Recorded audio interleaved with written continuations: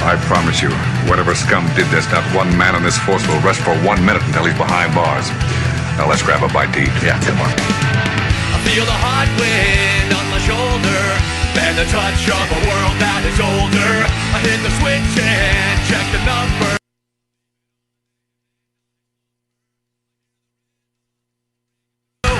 Flamenco guitar and cumbia music. I hear the talking of the DJ. The demolition, what does he say?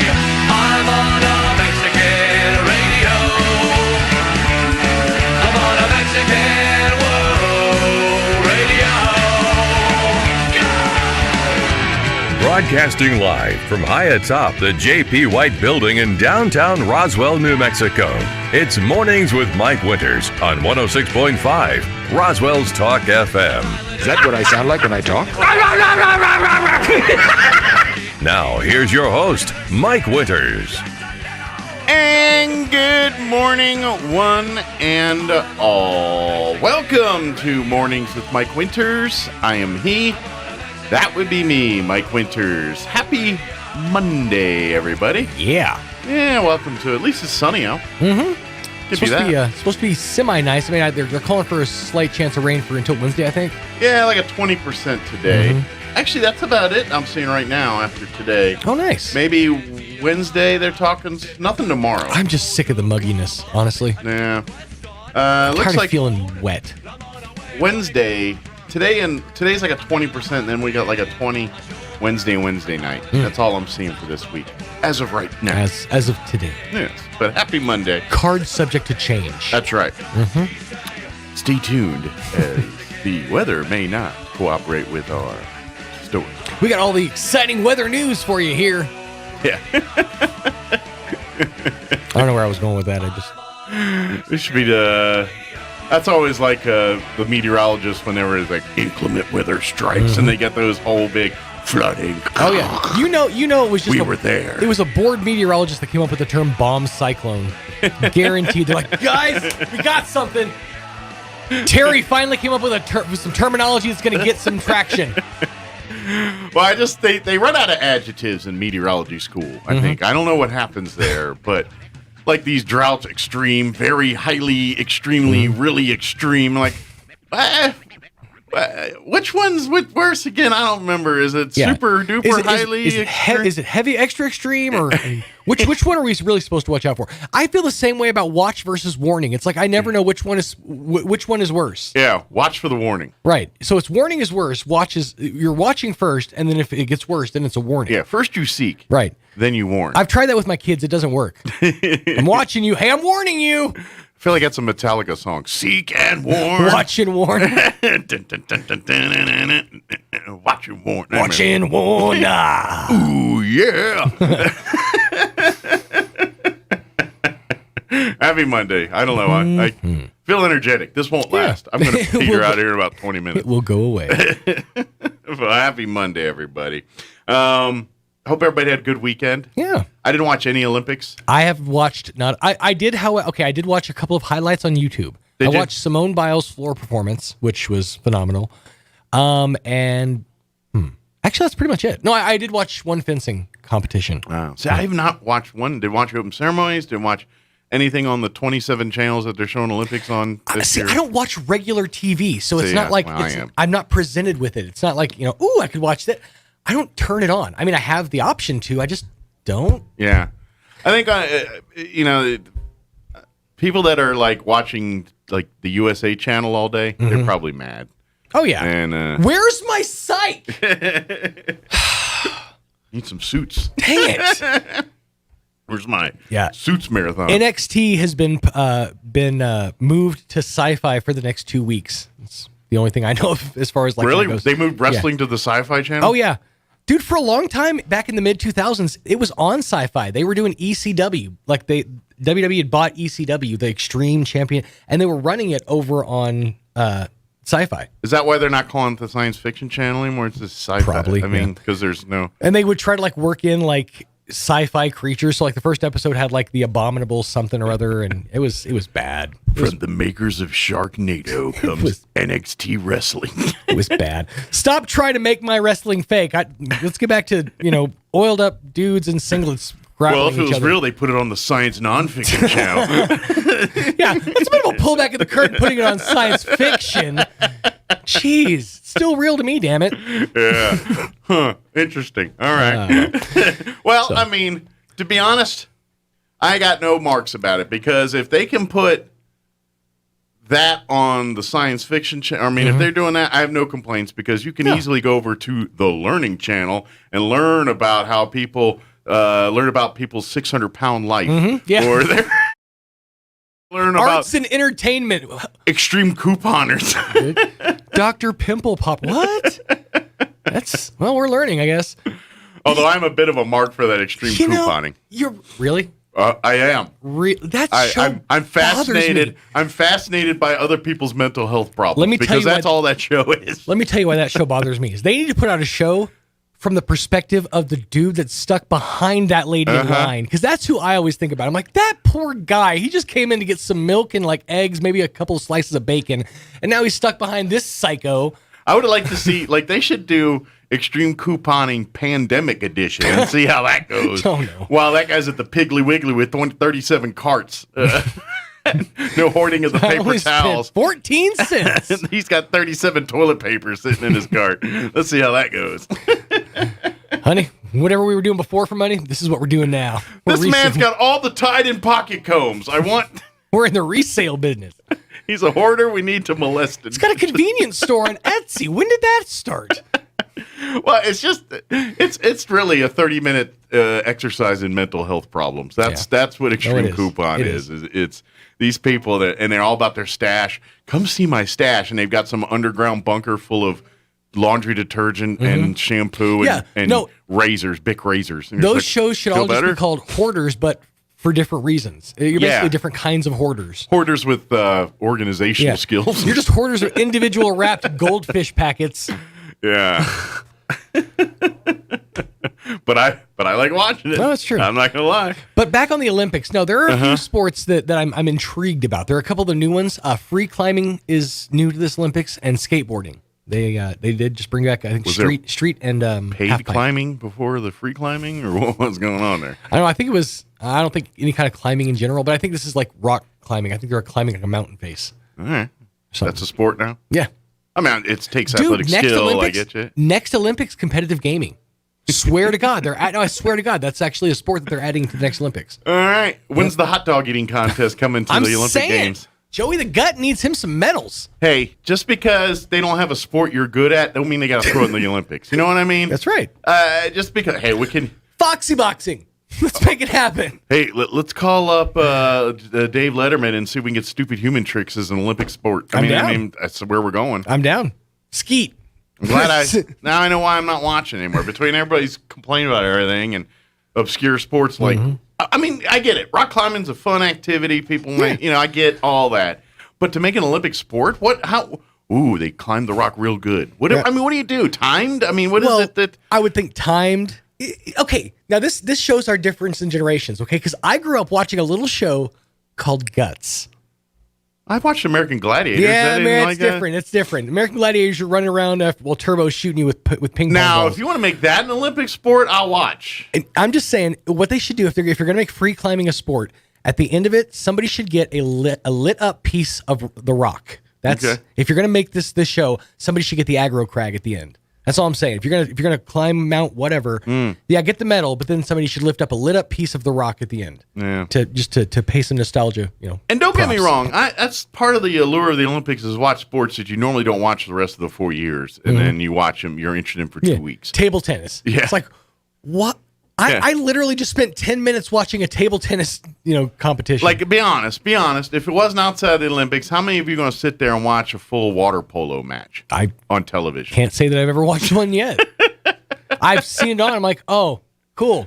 I mean, unless you played in college or something, you're one of those people. I played in college. The one thing I am watching I was the horse jockey for the water polo team. It's very interesting to see. Like, I watched Simone Biles' performance. It's very interesting to see her perform and pull off these, absolutely otherworldly flip tricks, and then hear because there's nobody in the stadiums. It's insane. Yeah. There's this full stadium just with chairs. They didn't do anything to put cardboard cutouts. None of the They do like the NFL and piping crowd noise and all that. They didn't set up a Thunderdome like WWE did. No, they didn't do any of that stuff.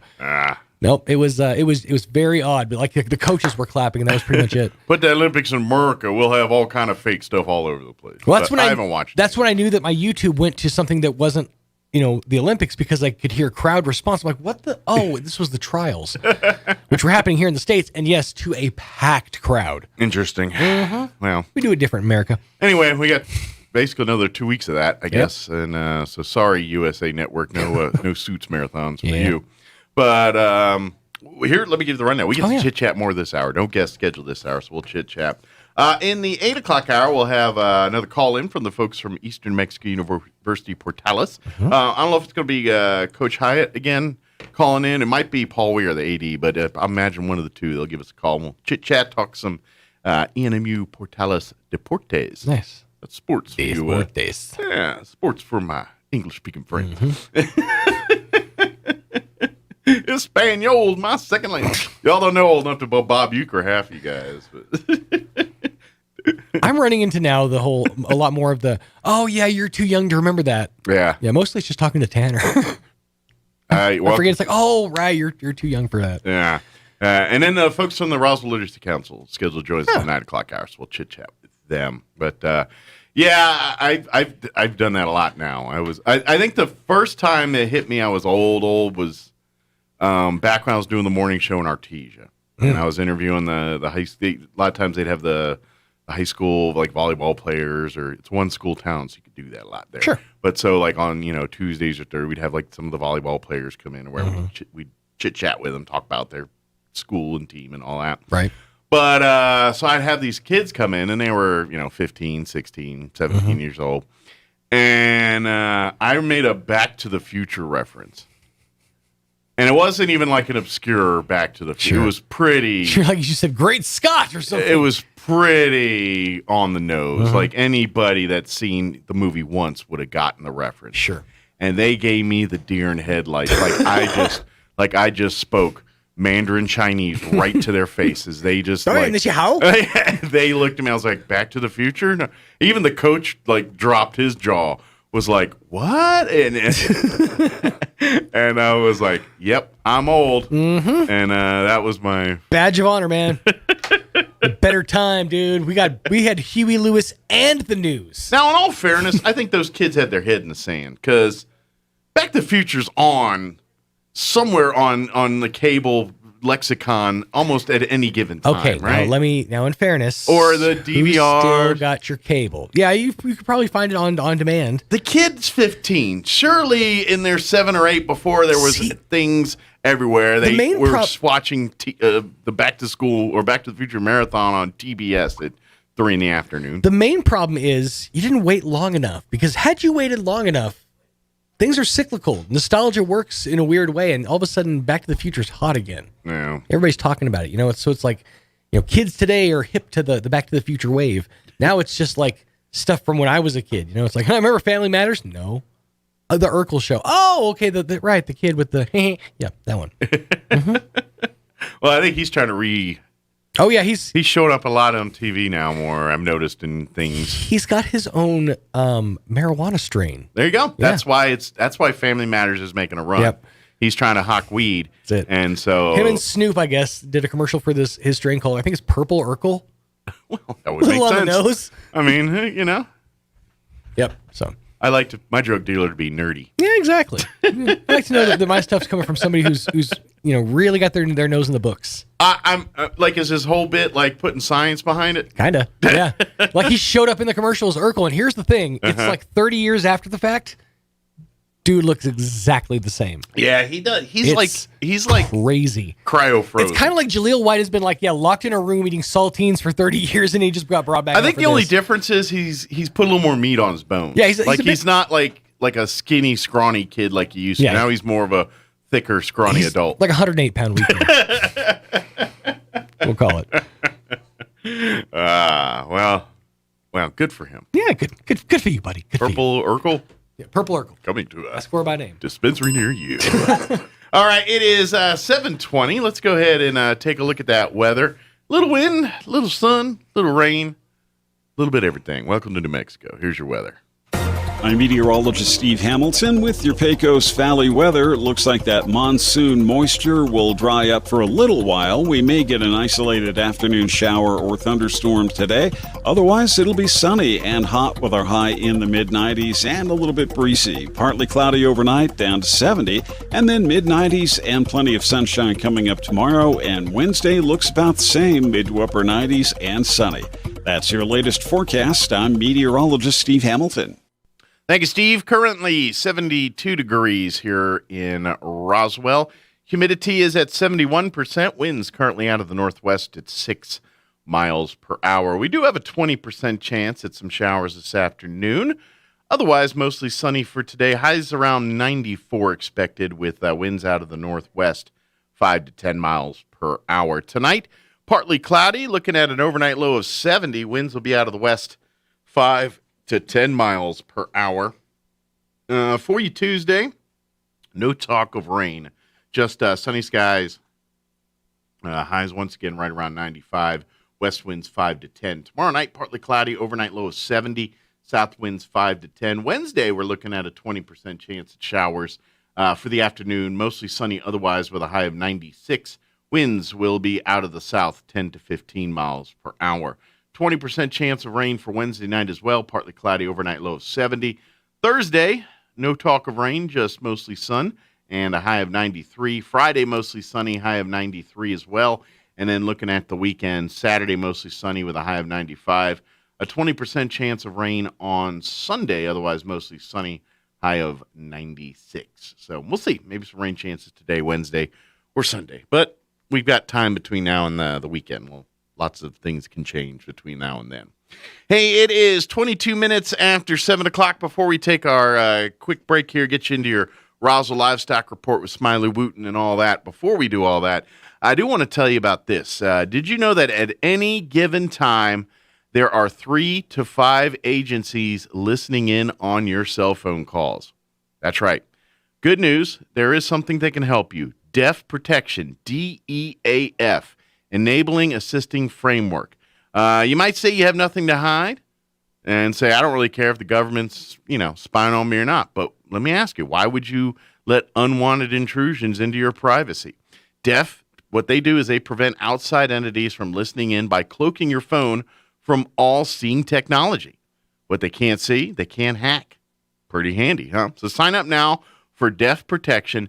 Learn more at deafprotection.com. That's DEAF protection.com. Privacy is freedom. Many folks, probably some folks use the Deaf Protection right now to protect their phones. You can do so too. Sign up today at deafprotection.com. That's DEAF protection.com. And stop allowing 3 to 5 agencies, generally speaking, listen in on your calls at every given time. All right, it is 7:23. Let's go ahead and get you into your Roswell Livestock Report with Smiley Wooten for you Monday morning. Quick break. We'll be back on the other side. Don't go away. You're listening to Mornings with Mike Winters. Good morning. This is Smiley Wooten at the Roswell Livestock Auction. A nice July run shaping up for today. We expect to sell 1,050 head, breaking down like this: 100, 125 weighing cows and bulls, 100, 125 pairs and bred cows, 750, 800 calves and yearlings. Today's sale will include 20 cow-calf pairs, excellent quality black white face Angus and Brangus cross cows with high quality Angus calves at their side, 3 to 7 years old. 20 cow-calf pairs, excellent quality black white face red white face English cross cows with high quality Angus calves, 7 to 10 years old. Several smaller consignments of cow-calf pairs for today.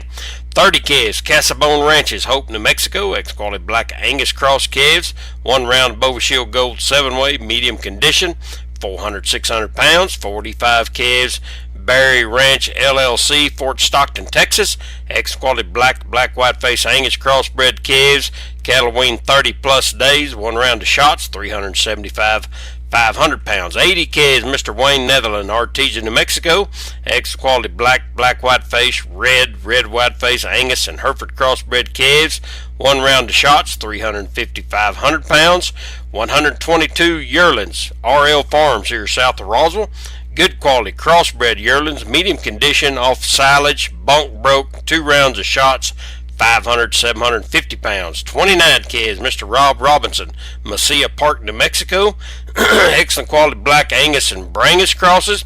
Cattle wean 45 days, 2 rounds of shots, 400, 500 pounds. Sale time this morning, 9 o'clock. Sale pairs, bred cows about 9:45 to 10. Be on calves and yearlings about 10:30 to 11. We expect to sell 1,050 head here today. This is Smiley Wooten, Roswell Livestock Auction.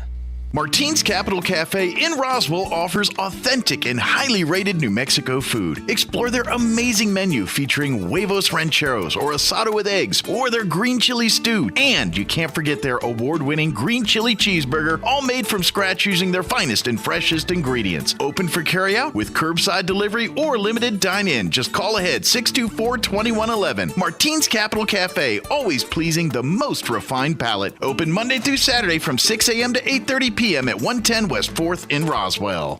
Just when you thought it was safe to go back outside. Now, Richland is having one hail of a sale. The hailstorm hit the entire inventory of new and pre-owned vehicles in stock. And those little blemishes mean huge savings. Jeeps, Chryslers, Ram pickups, Silverados, Buicks, Blazers, and all pre-owned inventory marked down to move. Don't let a few dents keep you from the vehicle you've been looking for. One hail of a sale on now at Richland Chevy Buick GMC on West 2nd. Ride for the brand. It's that time of season, it's that time of year. The Eddy County Fair is here. Grab your family and friends and make plans to be a part of this year's Eddy County Fair, July 27th through August 1st. There's always so much to do, see, and eat at the fair, and this year is no exception. For sure, you're going to want to come out Friday night to take in the smoking hot bull riding at the Artesia Horse Council Arena, followed by a concert with this year's featured band, Flatland Cavalry. Then on Saturday at noon, it's the Fire and Ice Contests featuring a chili cook-off and ice cream eating. The always challenging Anvil Toss is scheduled for 2 p.m. Come enjoy the carnival nightly while also supporting the efforts of our area youth as they showcase their beautiful animals all week long. The Eddy County Fair is here. See the entire schedule at eddycountyfair.com. Ad paid for by Artesia Lodgers Tax. It's that time of season, it's that time of year. The Eddy County Fair is here. Being in the Army National Guard is about more than just serving your country. It's about being there for your community when your neighbors need you most. The Army National Guard makes college affordable. Serving part-time lets you attend school full-time while you take advantage of education benefits that can help you graduate debt-free. If a civilian career is your goal, serving part-time allows you to work at a full-time job. The skills, qualities, and contacts you'll develop in the Guard can open doors to a great civilian career. Want to serve but worried about being away from friends and family? Part-time service in the Army National Guard allows you to serve close to home. Serving in the Army National Guard lets you have the life you want while you enjoy the many benefits of serving your community and nation. You owe it to yourself to learn more about how the Army National Guard can fit into your life. Visit nationalguard.com. Sponsored by the New Mexico Army National Guard. Aired by the New Mexico Broadcasters Association and this station. Here's a Mornings with Mike Winters fun fact. Ketchup was used as a medicine back in the 1930s. Mike uses ketchup to make friends. He doesn't have a lot of friends.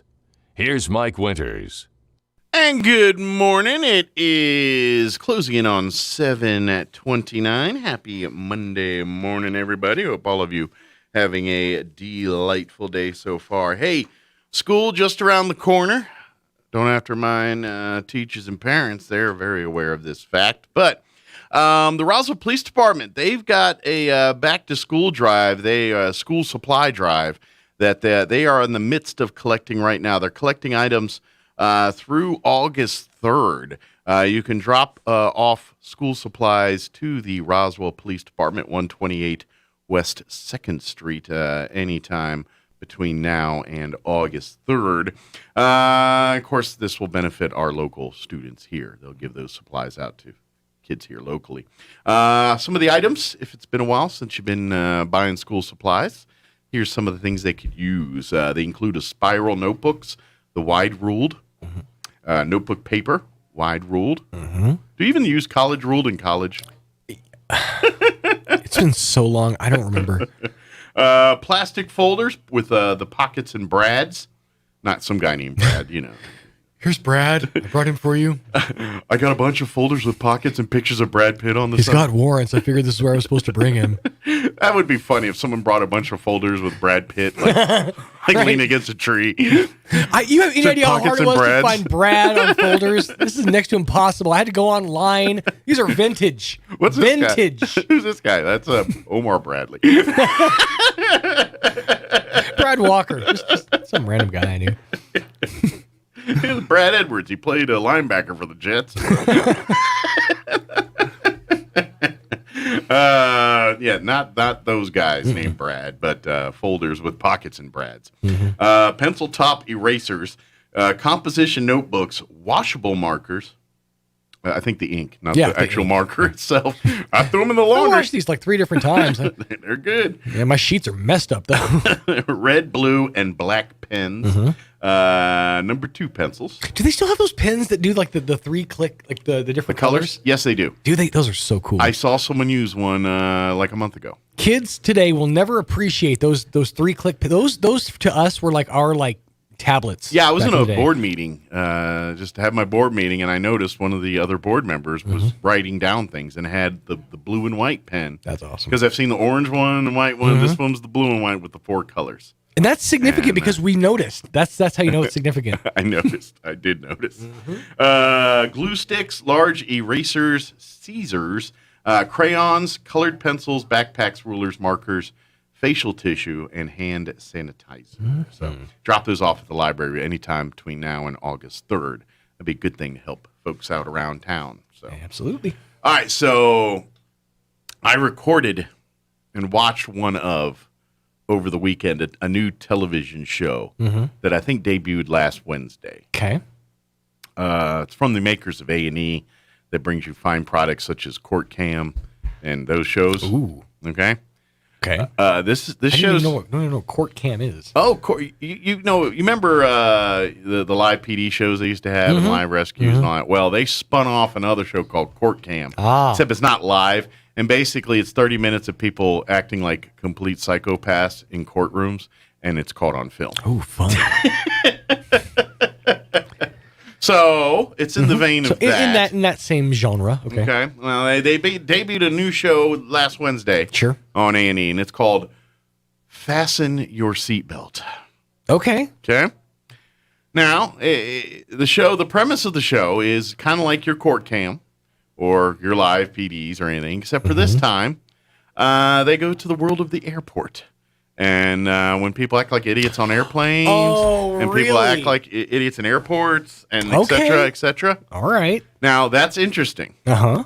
But here's the piece de la resistance. The coup de grace, if you will. The coup de grace, the proverbial cherry on top of this delightful Sunday. Okay. All right. The show is hosted by a man named Robert Hayes. That name sounds really familiar. Best known to maybe people a little older than me as Mr. Ted Stryker from the Airplane movies. Really? Yes. No. Robert Hayes, Ted Stryker hosts the show. Wow. What an obscure nod to the audience that is. And he's awesome. I hadn't seen this man since Airplane. Let me know what's going on. And he was charming, witty, and every time I looked at him, all I said, over Macho Grande? I'm never over Macho. That's all I could think of the whole time. I've got a drinking problem. He throws it over his shoulder. Yep. I literally had one of those the other day. I spilled some on my shoulder. I have a drinking problem. All of that. That's so wow. Okay, so is it narrated? Yes, it's him, and he's talking about the videos. He's the host of the show, and he's there, and he gets FaceTime, and he talks about the clips and introduces the next clips. It's Robert Hayes and debauchery on airplanes. That's amazing. 30 minutes of that. I watched. They come in. They travel in pairs. These shows right now. It's just 2 30-minute shows on Wednesday night. Okay. After Court Cam, it's lead in. I think it's on at 8. But I DVR'd and watched one, and yeah, it's all I'd hoped for in industry. It's everything I've ever wanted. See, that's a good pull for like, hey, you should get cable again. You ever thought about that cable? Forget about cutting your cord. You need to add one. Well, that's just it. I don't think, unless you're our age or a big fan of the airplane genre movies, and you're not going to appreciate one Robert Hayes. But I totally am. That's phenomenal. I would dare to say that this show would be my favorite show of all time if, and only if, Robert Hayes did one of the episodes dressed in his Saturday Night Live get-up when they mocked the Saturday Night Fever movie. Uh-huh. You know the scene in Airplane where he puts on the white thing and spins him around. Right. Mm-hmm. If he shows up in that suit doing that show, I'm pretty sure I could die today and be like, my life is complete. It's like, I'm done. I'm finished. My life is complete. Somebody bring me a towel. I'm sweating profusely. The thought, all of this. That's really something. And then, like, during the show, I know this is impossible because, rest in peace, Leslie Nielsen, no longer with us. But it would be awesome. Is like at the end of the show, he opens the door and says, "I just want to wish you all good luck. We're all counting on you." And he closes the door and goes. I would be like, "God bless you, sir." Leslie Nielsen is a legend for a lot of different reasons, but for one specific reason, because did you know that he left a fart joke on his headstone? No. Yeah, of all the he left him laughing. So his headstone reads, Leslie Nielsen, born dead, let her rip. R.I.P. Let her rip. That's his quote on his headstone. I'm like, thank you, Leslie Nielsen. Classy. Yeah. Classy. He was a man that I had greatly admired throughout my life. His is from obviously the Naked Gun movies to and the reason those work so well is and if you look back at Leslie Nielsen's early career, he was a dramatic actor. Yes, everybody on that movie in Airplane was a dramatic actor. Robert Stack, I mean the whole cast was basically known for their roles in dramas, and it worked so well because they played the drama of it and just let the humor exist in it. Yeah, I wonder what happened to the guy in the cut up. That was in the tower, the one who's like, what do you make of this? Oh, this? I can make a hat. Yeah. I can make a brooch. Yeah. He was like the one. They're having a sale at Penny's, that guy. He was the one silly guy. That's a good question. I wonder what happened to that guy. Where's he at with it? I'm sure he went on to. Did he go into Chuckle Huts or did he go off into obscurity? Comic. Is he selling mattresses in Hoboken? What's he doing? I'm kind of curious about that. I'd be curious. I don't even know his name, and I wouldn't even know if he's been in anything other than Airplane 1 and 2. Let's see. Steve McCluskey, Johnny. Okay, that was the scene. So I guess who played Johnny in Airplane? His name's Johnny? Johnny. See, I didn't even know his name was Johnny. Well, I just found that out, so neither did I. Let's be honest. I'm sure they reference it in the movie. I just don't recall that part. It's too busy. Who played Johnny in Airplane? Who's Johnny? Steven Stucker. Steve Stucker? Would that be funny? It's not. That would be funny if it was Steve Stucker and we didn't know that. And he's the dude from Airplane. It's Steven Stucker. Sadly, he passed away back in 1986. Oh, wow. Yeah. Was he? What happened? Must have been young. He was 47 to 86, so he was in his 40s. Wow. Well, that's actually, unfortunate. 39. Wow. Yeah. I wonder if he had cancer or something. Got something, yeah. Or something more nefarious. That's a bummer. Well, cool. That was a fun story. Merry Christmas, everybody. That was John. This is what happens when you talk about a movie that's 50 years old. Yeah. Dang it. Wouldn't it have been great if it was actually Steve Stucker? Yeah, it would have been. Oh, man, that would have been we just unlocked that.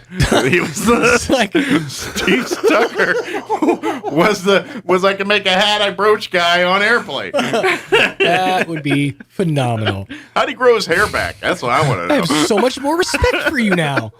Because that guy was bald. Stucker's got hair. And, of course, he not only could be a president, he could be a client. I'm just saying. It could be that situation. Somebody showed him a weather map and said, what can you make of this? He said, I can make a career. I envision bringing in my dog every Friday. People will love it. I'm just kidding. Everyone's got, don't you start messing with Steve Stucker. I like Steve Stucker. Absolutely. It feels like A&E is leaning more into the and E side of things. Yeah. There hasn't been the A part. Yeah. You guys are veering far from the A. I'm trying to think the last A part of arts and entertainment has been on A&E.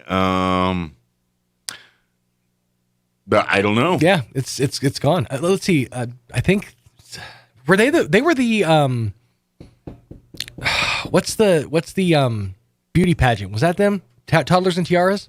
I think that was more TLC. Okay, I mean, I think they're all owned by the same That's the company. thing, dude. It's all the same, like the same direct repackaged. I think they crowbarred company. that stuff on either E or TLC or something. That's the thing is there's an E channel and it's literally E Entertainment, and there's an A&E, which is Arts and Entertainment, but neither one of them focus on arts. And wrestling's on Sci-Fi. 2021, folks. A weird time to be alive. Yes. Well, and that's just it, because I think that's, when cable and satellite, when that came out and where it got mainstream there in the 80s, and they were like, well, we can have dedicated television. We're going to have a whole channel that has nothing but history, or a whole channel that has nothing but... And then they realized no one's going to watch that 24/7. We got to sell this sucker. So then, now you're seeing Pawn Stars on History Channel. You're seeing Toddlers and Tiaras on E whatever, and you're seeing all these shows that are devoid of what the theme was to try to get people to watch. If you ever get curious, you should go back. There's a lot of YouTube stuff on this. Go back and watch like the genesis of cable television and see how some of that stuff came to be. Because like some of these channels that exist now, A&E, for example, is a great one. It was literally 2 selections on it was one of those like set-top click boxes. You had your arts channel, which would show nothing but like, plays, operas, things like that. And then the entertainment channel, which would show like biography, documentaries, things like that. And then those 2 channels bought separate time spaces on one cable network. So it was the arts channel would air for like the first 6 hours of the day. The entertainment side would take over for the last. It was like a Nick at Night situation. Okay, I gotcha. And so then those 2 channels merged and became A&E. There's a lot of those like they're fascinating how cable networks came to be. Yeah, it's crazy. And then you had your Ted Turners buying up stuff and doing all that, and CNN, matter of fact, that's another one too. CNN said that they will be on the air broadcasting news until the very end. And he actually there's a clip that is circulating of the last thing that CNN will ever show before they go off the air. And it's a known clip. It's like a 30-second or minute-long clip of somebody playing the trumpet. And they say, if you ever see this clip, we're officially done. We're going off the air. It's another one of those like crazy. Ted Turner's super eccentric. He's out of his daggone mind. That dude. You ever watch the Gettysburg and Gods and Generals movies that he... to find that clip now, because he crowbars him in those movies. Really? Ted Turner's got a cameo in both of those movies. Captain Planet. In Gettysburg, there's a scene where it's during Pickett's charge, where he's standing on the fence and he's like, "Come on, boys!" And then the next thing, and they cut back to him. Wow. He's getting shot. So he's like their he's a Confederate. Stan Lee. Yeah, he's a Confederate officer. And I can't remember in 2 what he does, but I think he's another Confederate officer. Him and there was a couple senators too, like Byrd or something, that they made a cameo in there. It was overtly bad. It says, barring satellite problems, we won't be signing off until the world ends. We'll be on. We'll cover the end of the world live. And that will be our last event. We will play the national anthem only one time on the 1st of June, the day CNN launched. And when the end of the world comes, we will play. When the end of the world comes, we will play "Nearer My God to Thee" before we sign off. That's the clip. It's a guy on a trumpet playing "Nearer My God to Thee." All right. Yep. Try to see if this is the actual clip. Man, you're just full of good news and bright information. This is the last thing you'll ever hear before the world ends. Or CNN. If you're watching CNN. If you're watching Fox News, it'll probably be something with Hannity. I'm hoping it'll be the latter, not the former. That way we hear this. So, yeah, there you go. But all right, so let's. So if you ever hear "Near My God to Thee" on CNN, it might be a good idea to run. Hey, if someone's like, "That's my favorite song," well, start a campaign to get them off there, and you can hear that at the end. That also might be subjective, because it's like what you think the end of the world is. It could just be like, a sale at Macy's. Well, and if they do it, then oops. Right. Oops. Turns out we were wrong, everybody, but we got to keep to what we said. So that's right. See you later. That's right. Well, we're signing off. Either way, we win. That's right. It's a win-win all around. Contractually obligated. We have to sign off now. Sorry. The song played. Bye-bye now. What are we going to do? All right, it is 7:45. Let's go ahead and pause for news. Kim Commando update, also your Town Hall business update coming up as well. Don't go away. You're listening to Mornings with Mike Winters. Now for a Pecos Valley news update, I'm Jared Cirillo. Native Air 29, part of a leading air medical service provider, Air Methods, has moved their base to Carlsbad Medical Center. According to a spokesperson, the new base location will continue to ensure residents in the southeast New Mexico region and surrounding areas get access to air medical services, resulting in quicker response times for emergent and trauma situations. The decision to move the base to Carlsbad Medical Center comes after an extensive review of the local needs. Native Air has served Carlsbad for more than 2 decades, and after recognizing the regional growth in the area, decided to move to Carlsbad Regional Hospital. New Mexico Attorney General Hector Balderas' handling of a new settled case involving a large solar installation company is now spurring a request from a state lawmaker for an investigation. Representative Damon Eli is asking State Auditor Brian Colon, who is a friend of Balderas, to look into why the Attorney General agreed to seal all documents in the case against Vivint Solar Incorporated. You're up to date. I'm Jared Cirillo. Another major ransomware attack took down thousands of companies. Except this one ended quietly. I'm Kim Commando with something right out of a Tom Clancy novel brought to you by SimpliSafe. Let their award-winning security system and highly trained experts keep your family safe. Get a free security camera at simplysafekim.com. July 4th weekend, a massive ransomware attack took down thousands of medium-sized businesses and nonprofits. The attack most likely originated in Russia, targeting only one IT company called Kaseya. But Kaseya supplies the software to run these medium-sized downed companies. A few days later, Biden and Putin spoke. Then last Thursday, Kaseya announced it was given the master key to unlock all frozen systems, but refused to say how they got it, leaving only 3 possibilities. Kaseya paid the ransom, or the paralyzed businesses paid the ransom, or Russia caught the criminals and turned the decryption key over to the United States. Get more tech news 24/7 at commando.com. If you haven't tried Super Beets Heart Chews, you're missing out. You get all the fabulous healthy heart benefits of eating beets without the hassle of juicing. Let me tell you, I used to make beet juice and it was a ton of work. Now I just eat 2 Super Beets Heart Chews a day. Super Beets Heart Chews combine non-GMO beets with a powerful new ingredient, grapeseed extract. The grapeseed extract used in Super Beets Chews has been clinically shown to be 2 times as effective at supporting normal blood pressure as a healthy lifestyle alone. And better blood pressure means more energy, the way nature intended, without the jittery caffeine or stimulants. Just 2 delicious chews a day is all you need. I exercise every single day, and having enough energy and stamina is important.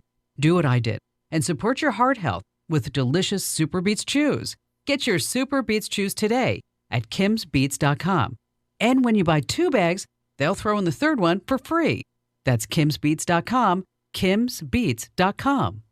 I'm meteorologist Steve Hamilton with your Pecos Valley weather. It looks like that monsoon moisture will dry up for a little while. We may get an isolated afternoon shower or thunderstorm today. Otherwise, it'll be sunny and hot with our high in the mid-90s and a little bit breezy. Partly cloudy overnight, down to 70, and then mid-90s and plenty of sunshine coming up tomorrow. And Wednesday looks about the same, mid to upper 90s and sunny. That's your latest forecast. I'm meteorologist Steve Hamilton. With the SRN News Business Brief, I'm Bill Alexander. American Express says people are spending again at restaurants, shops, and entertainment venues as vaccines become more common. As a result, American Express has seen a revenue surge during the second quarter. That momentum picked up as the quarter progressed, the company said Friday, particularly spending from younger customers. Germany's national railway operator estimated on Friday that last week's flooding caused damage worth $1.5 billion to its network. 211 people died in Germany and Belgium. On Wall Street, the Dow was up 238 points, closing at 35,061. The Nasdaq gained 152 to 14,836, and the S&P 500 added 44 points to 4,411. With the SRN News Business Brief, I'm Bill Alexander in Washington.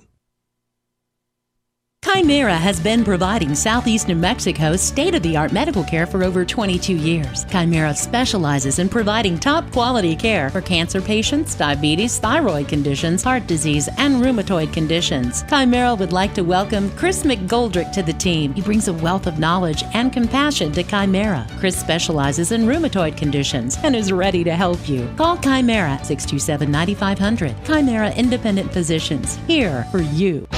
If you like the intensity, the insanity that is championship bull riding, then make plans to attend the return of the Smoking Hot Bull Riding Friday night, July 30th at the Artesia Horse Council Arena.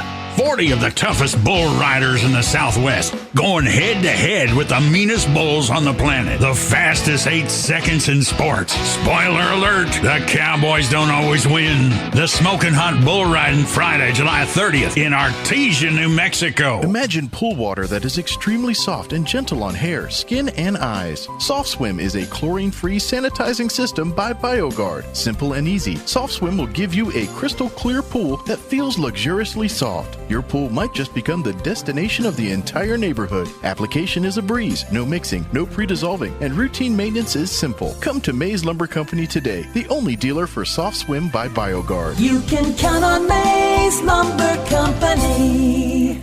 Sure, you can inspect your own roof, get out that rickety ladder, crawl around up there and try to spot the problem until... Or you could call the experts at Do Right Roofing. Do Right Roofing has quality products for any type of roof. They can even install seamless gutters. Do Right Roofing will inspect your roof and give you a free estimate fast. Keep your feet on the ground. Call Do Right Roofing today. 575-623-2273. Let Do Right do your roof right. Find them fast in names and numbers. Put a little cool into your back to school with the Back to School Blowout at Roswell Honda. Saturday, July 24th from 10 to 1, Roswell Honda is classing up your back to school season with free food and drinks, jolly jumps for the kids, and tons of giveaways, including a free 12-pack just for stopping by, free AirPods with a qualified test drive, a free Target gift card with purchase, and of course, the big backpack giveaway. Stop by now and get your kids signed up. The Back to School Blowout, Saturday the 24th at Roswell Honda, 2177 West 2nd. Here's a Mornings with Mike Winters fun fact. The verb form of the word run has been calculated to have almost 650 different meanings. So think about that the next time you run up your tab at the bar and then run into a friend while you run away from the bartender. Here's Mike Winters. And good morning. It is 7:52. Stay tuned next hour. We're scheduled to have, I think it's going to be either Coach Hyatt or it could be Paul Weir from Eastern New Mexico University Portales. I think I could call in. We'll chit-chat with them next hour. Something I want to put on your calendars coming up here actually pretty quick. The Chaves County Health Council will be once again having their third annual Chaves County Health Expo. It's going to be happening the 7th of August from 9 a.m. to noon. It's a hybrid event, and it's really 3 different locations. The first part of the hybrid event is virtual, and it will be on the Chaves County's Health Council's Facebook page and YouTube channel. You'll find different videos and things between 9 and noon on the 7th that you can log in, check out. Then they will have in-person events and drive-through events happening. I'm calling it at the Domes. Both of the domes here in town. On the Chaves County Courthouse lawn, they'll have stuff from 9 to noon out there. And then also outdoors at the Chaves County Admin Building. They're one St. Mary's Place. Outside there, they're going to have stuff set up. So at the 2 domes, and then on the Chaves County Health Council's Facebook and YouTube channels. Again, that's going to be the Chaves County Health Expo 2021. This is your chance to not only get the health stuff, the screenings, all that, but information, access to things. It's really good stuff for the whole family, kids, seniors, those in between. They helping everybody out. But again, it's from 9 to noon, August 7th. And like I said, Chaves County Health Council's Facebook and YouTube channels, and then the domes at the Chaves County Courthouse lawn and outdoors at the Chaves County Admin Building. If you have any questions, want more information, just look for Chaves County Health Council on Facebook. You'll find their page. It's a good thing you'll need to know, like, and follow anyway, and then you can shoot a message if you have any questions or any, if you want to get involved. I know they're still looking for sponsors and things. So if you'd like to sponsor or be a part of it, have a booth, those kind of things, they can leave a message on the Chaves County Health Council's Facebook page, and they'll get back to you on all of that stuff there. So let's see. What else do I want to mention here? Let me tell you, American Legion Post 61, you might notice, we haven't got it put back up, but last week we had the awesome wall quilt that they did a beautiful job with. They're auctioning it off. Tickets are $5, and they've got them out at if you head out to the Main Street Farmers Market every Saturday, that's where they have it out at. You can go and pay $5 there. They got a table set up, and they've got also, while we're talking about that, it's $5. They're going to do the drawing in October, and benefits, all the proceeds go to the American Legion Post 61 family and doing all the stuff. Speaking of that too, deadline for scholarships is not, we're I think it's here in August, I believe, or September. It's coming up pretty quick. So if you want to do that, go to American Legion Post 61's Facebook page. You can go to Roswell, AmericanLegion.org or RoswellLegion.org. I don't remember either way. But you can go there, and you'll see all the information for the scholarships for everything there. But you might want to get on the stick on getting those applications turned in and all that stuff. I believe all the rules and the qualifications are right there on the website there. But the RoswellLegion.org, that should get you to the website there and find that out. But both things helping out, kids in our community here with the scholarships, and of course that quilt. It's a beautiful quilt. I hope you got a chance to see it here. If you haven't, we're going to get it back up here. And they have it out at the event on Saturday, so you can go there and see it too. It's all hand done. It's really beautiful. As a matter of fact, it's got an image. It's got the kind of the boots and the gun, the cross, kind of a universal symbol of a fallen soldier that you commonly would see. It's got that hand stitched imagery in the main part of the quilt, and then in the corners they got 4 different stars. And those stars actually came off of some flags. We had a big flag retirement ceremony back in June because of COVID and everything. We had a backlog, and like 1,200 flags need to be retired from all over the state. We had picked up some from up north, Taos area and all that because they had fire restrictions, so they couldn't burn flags, retire the flags. So we took them all down. We had a big flag retirement ceremony here back in June. And so the four of the stars that are in the corners of the quilt are from retired flags. Pretty cool, I thought. So one of those little added bonuses to that thing. So definitely, if you see it, get out there. And wow, I just got a whole text stream show up at one time. I'll have to look at that later. But if you're interested, please get your tickets. Go out to the farmers market Saturdays.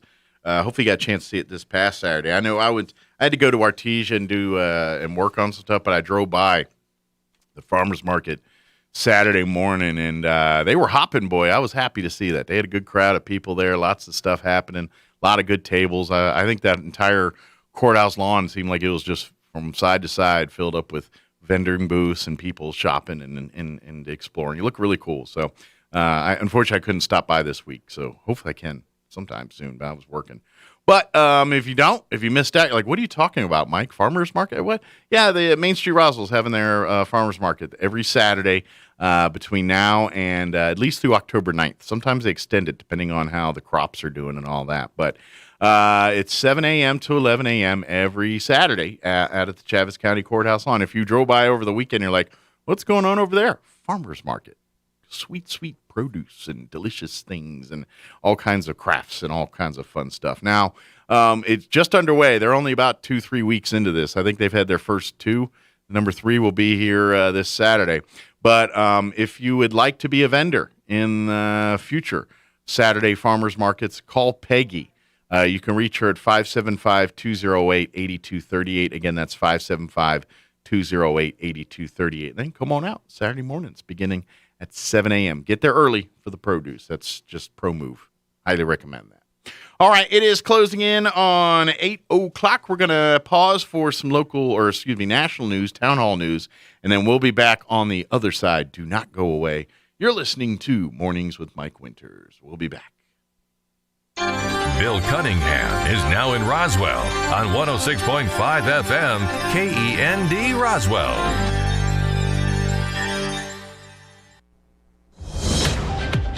Breaking news this hour at townhall.com. I'm Bob Agnew in Washington.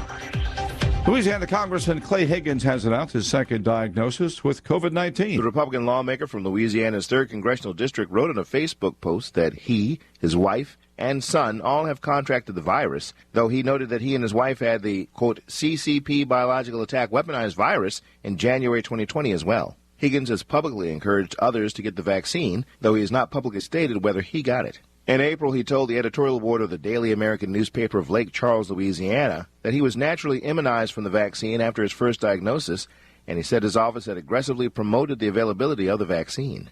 Bernie Bennett reporting. President Biden and the Iraqi Prime Minister are expected to announce an agreement today to end the U.S. military combat mission in Iraq by the end of the year. That's according to a senior administration official who spoke on condition of anonymity. The American military mission's stated purpose was to help Iraq defeat the Islamic State group. The plan to shift to a strictly advisory and training role by year's end will be spelled out in a broader communique to be issued by the two leaders following their White House meeting today. The U.S. troop presence has stood at about 2,500 since last year, when former President Donald Trump ordered a reduction from 3,000. I'm Julie Walker. Senators are racing to seal a bipartisan infrastructure deal as soon as today. Pressure mounting on all sides to show some form of progress. For U.S. Olympian Katie Ledecky, the first time of winning only a silver medal as she was outpaced by Ariana Titmus of Australia in the 400 freestyle. Looking at the splits, that's what I did. That's what it felt like. And I knew it was just going to be a battle to the end. So flipped at the 300, saw her right there. Ledecky settled for the silver, the first time she's failed to win an individual race in 3 Olympics. More from townhall.com. Let's be boring and do a commercial about cash-out refinances. It's Ryan, and our mortgage team will often have a listener say, I think I understand what a cash-out refinance is, but can't that be bad for you sometimes? So let's hit on that. As with anything, it's certainly not the right move for everyone. If we don't have to, we don't want to add a bunch of years onto our loan, or increase our monthly payment too much, or pay more in the long run. But because home values have skyrocketed so far up the last few years, while rates have come so far down, we've seen many scenarios where listeners today can pull out a significant chunk of money from the new value in their home, while lowering the years on the overall loan, while lowering their monthly payment, and lowering how much they ultimately pay. The key is to just look at the whole picture and be honest with yourself about your situation. If you're looking for someone to show you your options, we are United Faith Mortgage. United Faith Mortgage is a DBA of United Mortgage Corp. 25 Melville Park Road, Melville, New York. Licensed mortgage banker. For all licensing information, go to NMLSConsumerAccess.org. Corporate NMLS number 1330. Equal housing lender. Licensed in Alaska, Hawaii, Georgia, Massachusetts, North Dakota, South Dakota, or Utah. Wildfires continue to scorch several western states. California's largest wildfire merged with a smaller blaze and destroyed homes in remote areas where firefighters have limited access. The massive Dixie Fire had already leveled a dozen homes and other structures when it tore through the tiny community of Indian Falls over the weekend. The blaze is about 21% contained. Meanwhile, firefighters are reporting some progress against the nation's largest wildfire, the Bootleg Fire in southern Oregon. It's 46% contained. Some 88 fires are burning in 12 states. Rhonda Rockstra reporting. World shares were mostly lower after stocks rallied to records on Wall Street Friday, with the Dow Jones Industrial Average closing then above the 35,000 mark for the first time ever. Shares fell today in Paris, London, and Frankfurt. This hour on Wall Street, it's a mixed bag. The Dow's down 34 points. Breaking news and analysis at townhall.com. Israel has begun launching commercial flights to Morocco. The move comes less than a year after the country's normalized relations. Israel's tourism minister says the new direct flights will help advance fruitful tourism, trade, and economic cooperation and diplomatic agreements between the two countries. Israel and Morocco agreed to normalize relations in late 2020, all part of the U.S.-brokered Abraham Accords. That is correspondent Jason Walker reporting. The faces of victory will be a bit more visible for the rest of the Tokyo Olympic Games. The IOC has loosened its health rules amid efforts to control COVID-19. Officials say medalists can remove their masks on the podium for photos for 30 seconds. The IOC says that acknowledges what it calls a unique moment in their sporting career. Health protocols agreed to before the Games required all medalists to keep their masks on at all times. More details at townhall.com.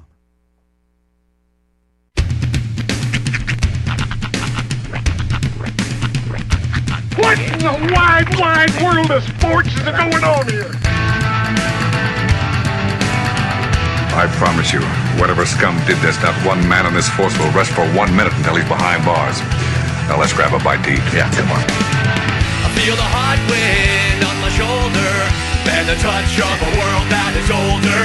I hit the switch and check the number. I slumber. I hear the rhythm ringing through it. Flamenco guitar and cumbia music. I hear the talking of the DJ. The travelation, what does he say? I'm on a Mexican radio. I'm on a Mexican radio. Broadcasting live from high atop the J.P. White Building in downtown Roswell, New Mexico. It's Mornings with Mike Winters on 106.5 Roswell's Talk FM. Is that what I sound like when I talk? Now, here's your host, Mike Winters. And good morning. It is 6 minutes after 8 o'clock. Welcome to hour number 2. The deuce. What was the beginning of that? The deuce. That's the part I missed. There's a little channeling of Ace Ventura there. The deuce. The deuce. Yeah, that's what I was going for. Oh. Mm-hmm. Oh. There was a method to my madness. Alrighty then. Made sense in here, all right? Alrighty then. Well, happy Monday, everybody. Yeah. Welcome to it. I hope you're having a good day. Hope you had a good weekend. Mondays, huh? Yeah. Yeah, I can't go back to bed. Mm-mm. Well, you could, but could. You might, lose income, things like that. Don't want that. It's a bummer when you've reached a point in life when you wake up at 5:22 and realize, I overslept. 5:22 is oversleeping for me now. Yeah. Well, at least on weeks I have my kids. I totally could have pulled off 5:22 if I didn't have the kids. Okay. It's the scrambling around, getting the bags ready, getting everything set up. Didn't do it the night before like I should have. Yeah. Well, you have to get them ready to go to the grandparents. To grandma's house, yeah. For the day. Mm-hmm. Okay. I gotcha. I remember that when I was a kid. That was my move. I would get woken up, and then they take me to grandma and grandma. This is before school, before I was of school age. Right. That's when I had my breakfasts and all the things that we talk about on this show. Oh, yeah. That everyone says I spoilt by my grandma, and they ain't wrong, probably. When I hear your stories from grandma's house, it always reminds me, my sister and I had it was a really cool like cup and bowl breakfast set. Mm. And it was a saucer, a cup, and a bowl. And it was set up to look like a little boy and a little girl. Okay. Like the feet were on the plate, the body was on the cup, and the head was the bowl. Okay. And so we had our setup on. I kind of remember those types of setups. And that was our breakfast set, growing up. And I'm sure it's still somewhere in the storage in the family, storage area. But yeah, that was a big one for us growing up. Was we had our designated bowl and cup set. Yeah. As far as artifacts that I always remember from my grandmother's place, it was. I talked about the Coke, which I have, the old Coke from the 40s. It's full. I still have that in my house. Which it's funny you mention that because, and this is relevant because of the Olympics. I don't know where it's at, but my parents saved 2 full Coca-Cola bottles from the 1984 Olympics. Oh, yeah, and the reason they did that was because I was born in '84, and Sam the Olympic Eagle was the mascot at the '84 games. Okay, and I guess full pullback of the curtain. My real last name McKellips. My initials are Sean Adam McKellips, so it was Sam. And so the tie-in was we had those Sam the Olympic Eagle bottles, Coke bottles. Man, maybe you should start call you Uncle Sam. Mm-hmm. Easy now.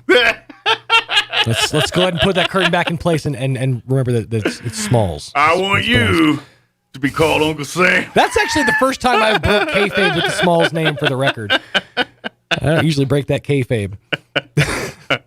I kind of like to keep the. I broke mine years ago. Keep the mystery alive. Yeah, well, yeah, but in fairness, your wife is like, in the community, and she has the system name, so it's sort of hard. Well, and she's more like recognized. Like I can't, like we go to Walmart. Yeah. Oh, it's they're just screaming for my wife. Oh, she knows every kid in town. Yeah, yeah. Like, and yeah, she's your famous friend. That's what it is. Everybody's got that one friend that works at the Allsups or whatever. But every time you go to the store with them, they're the ones getting recognized. Which I love. I love all that because I hate that when I'm out. I want to do my thing, get out. I don't want keep my head down. Yeah, I'm not that way. It's so funny. People complain so much about self-checkout. I love it. I do too. Love it so much. Yeah. Please, any stores, restaurants that want to install self-checkout, I'm all for it. Yeah. Well, it's kind of like I told the Wendy's story where I've been walking to Wendy's, and I'm like, I just want a burger. Don't judge me on my gluttonous order. Yeah, I hate. You ever pull that move where you're embarrassed to buy something, so you get other stuff to put in the cart? So it's that thing's that doesn't bother me anymore. I don't care because I just don't care. I'm like, you know what? You judge me. Yeah. I know there's a lot of Oreos. Speaking of Oreos, sorry, that was a great.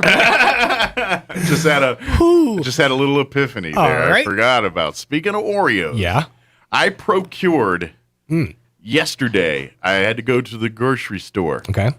And as I walked in, I didn't even get into the store. I'm in the vestibule to get into the store. And in the vestibule is a giant Oreo cookie display. Wow. And they, of course, being the summer, they have, which I didn't get. It was this year's Oreo it was a regular Oreo cookie. Okay. But it had a white cream center, a red cream center, and a blue. It was like a triple stuff. And they didn't have those. Okay. So I didn't get one. I'm assuming it's all the same flavor cream, though. Probably tastes fine. That's not what but they had another flavor. Okay. And I'm pretty sure it's going to be delightful. I have not opened it yet. Oreos generally, they bring their A game with their various flavors. This one, salted caramel brownie. Ooh. Yeah. That does sound good. How have we not tried that before? That seems like we've had brownie. I think we've had salted caramel. We've not had salted caramel or caramel brownie. All right. I bought it. The Oreo R&D department is I saw active. that. I wasn't steps into the store when I got hit with that bad boy. And I'm like, what is this? You know what I like? Which one I liked, and I'd kind of like to see him bring back again, was the watermelon.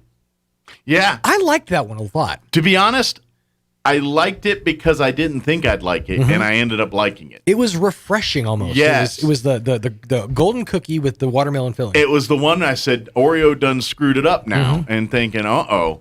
And then I ate it, and I was like, well played, Oreo. Eat my words, literally. Well played indeed. You took something that I was almost swearing you guys were going to botch, and it turned out to be a delightful cookie. You pulled it off. You zigged when I thought you were going to zag, Oreo. Yeah, man. That's why Oreo is the one seed when it comes to side flavors. Yeah, Hydrox was first.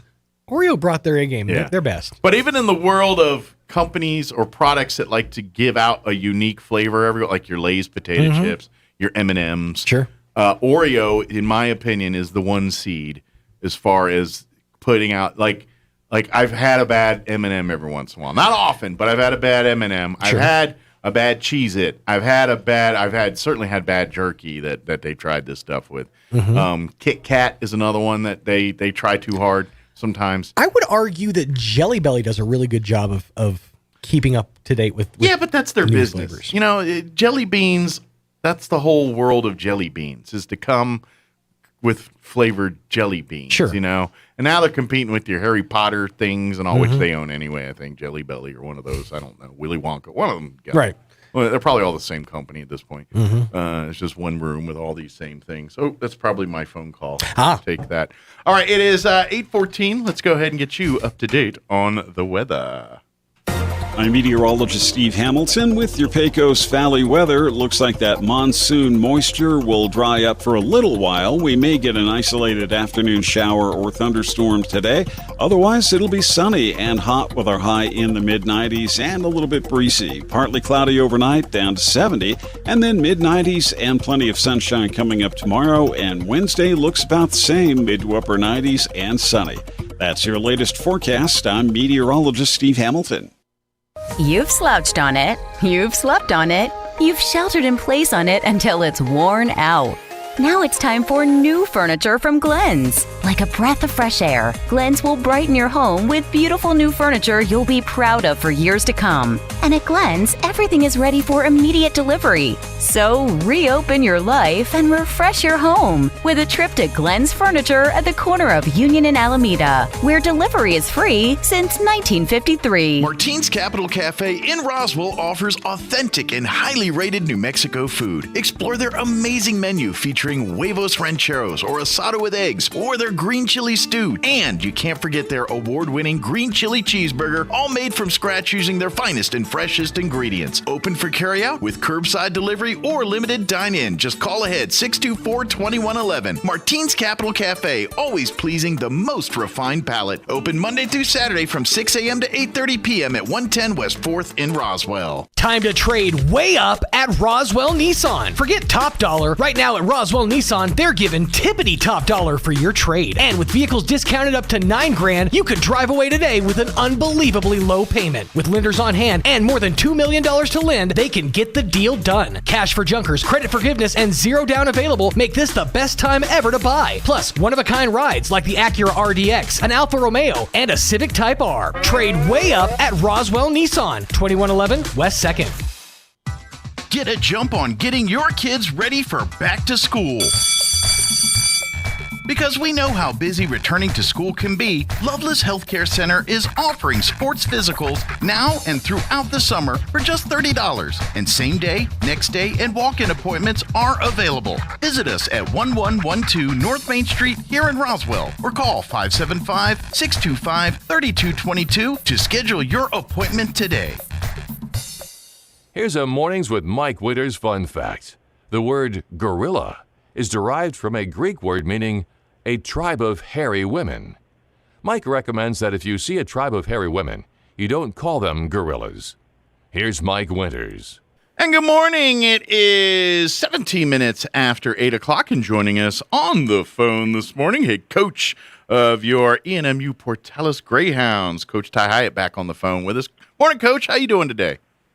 I'm doing great, Mike. How are you? Doing good. So you guys are in Dallas doing all kind of like press stuff and just kind of previewing. I mean, what's kind of the point of the event there in Dallas? Yeah. So what they do every year in the conference, the Lone Star Conference does a great job with this. So they put on a media day where basically what happens is that every program send their head coach and then 2 to 3 players to come down here, and then they meet with the media and the press. And so obviously those columnists and people, everyone that covers the Lone Star Conference, and the Lone Star Conference has its own network. So they broadcast this for everyone to be able to see and everything. And more important than anything, I think it's awesome for our kids because, it gives them an opportunity to be able to showcase themselves, and people get to know their personality a little bit. And, sure. Kind of like what you and I are saying, this is going to be great for the kids. I'm excited to talk about our program. Right. But, for me, this is just one step closer to us actually starting camp on August 5th. Yeah, absolutely.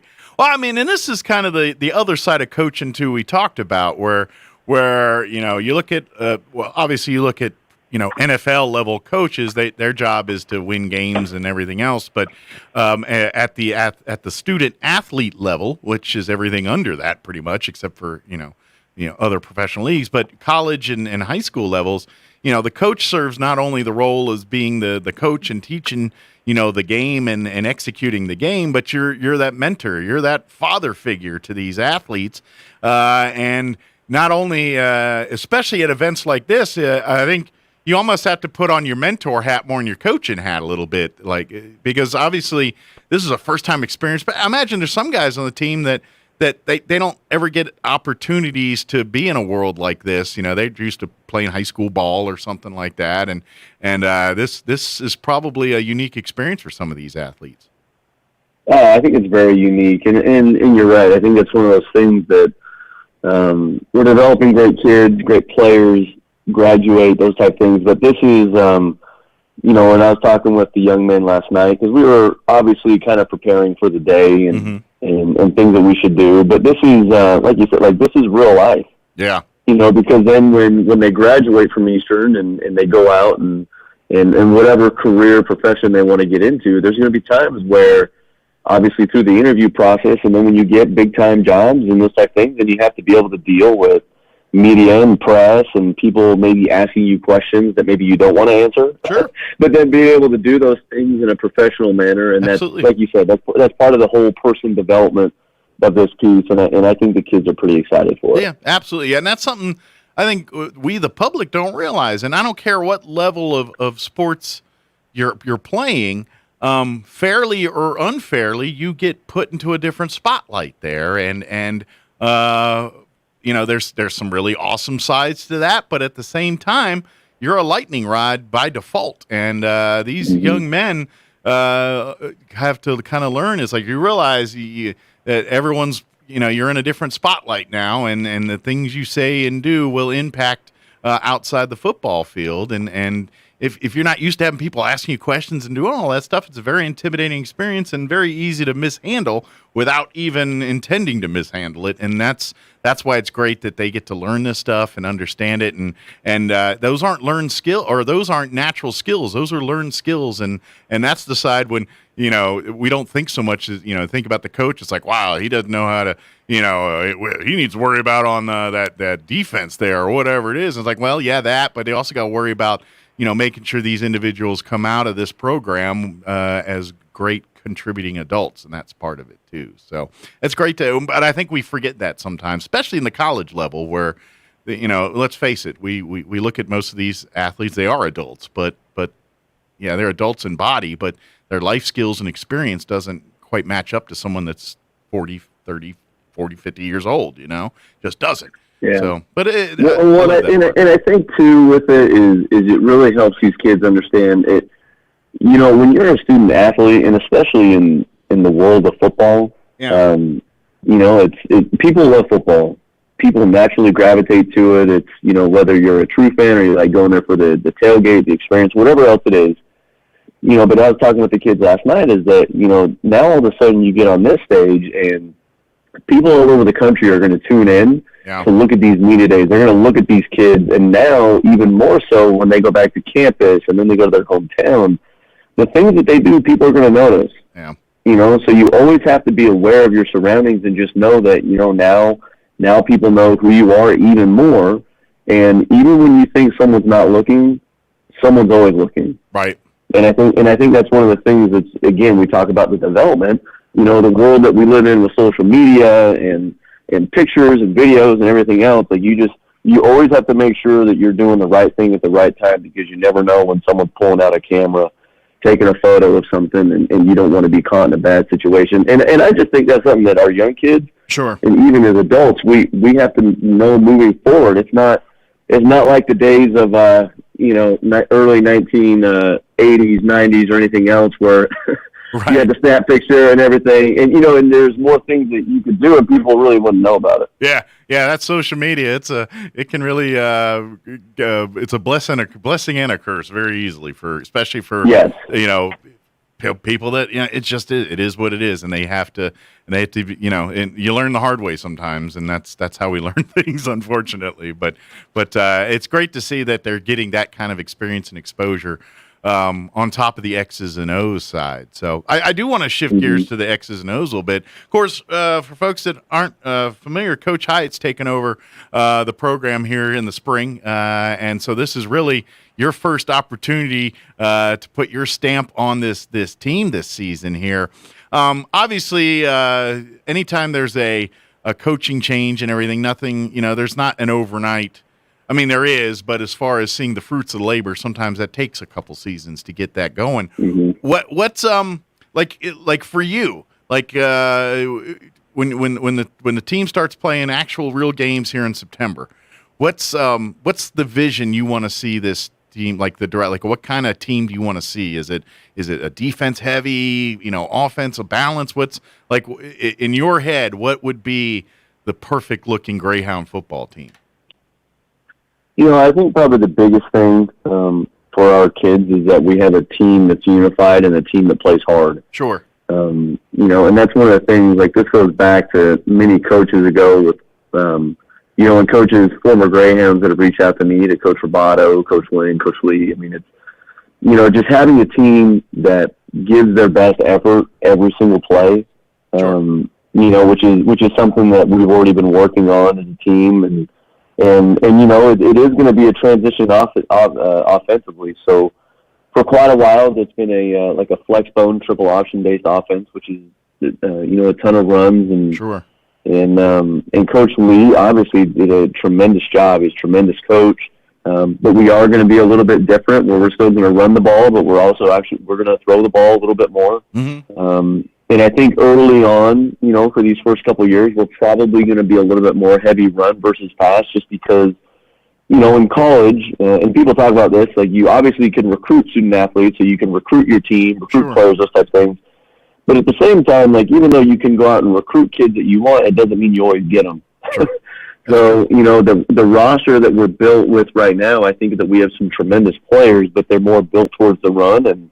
And I think those are things that we really have to lean on. And sure. And for the first half of the season, I think we're going to depend a lot on our defense. Yeah. Our defensive coordinator, Russell Thompson, he's been a Texas junior college Division II coach for the past 25 years. Does a great job defensively, and it was just the head coach at Cisco College in Texas, which they were one of the worst programs in that junior college division. They played in the division with Nimi, mm-hmm. And they ended up just going 7-0 this past spring, and almost all of those kids that were on that team he recruited and developed. And so defensively, I think we're going to really rely on our defense to be able to create opportunities and help us offensively. And special teams is probably the one that I'm most excited about, is because I think we have a tremendous kicker, we have a tremendous punter, we have a really good long snapper. And I know it's funny that people talk about long snapping. They're like, oh, well, it's just a long snapper. Sure. Well, if you don't have a long snapper, all of a sudden that play can get really stressful. Yeah. Because then you're making sure it doesn't go over his head. It's kind of hard to punt when you're right under center.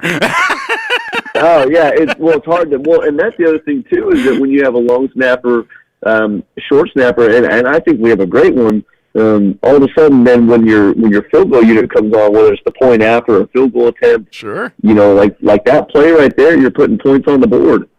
Well, special teams having a guy wins like games. that. I mean, how many times did you see an offense or a defense just have an outstanding drive or play, and it basically got completely negated because of a special teams error? I mean, I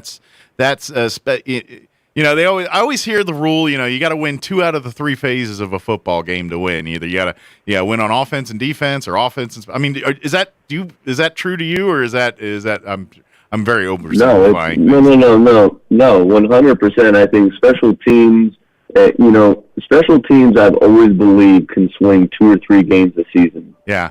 And even within those 2 to 3 games, it really comes down to maybe 2 or 3 plays per game.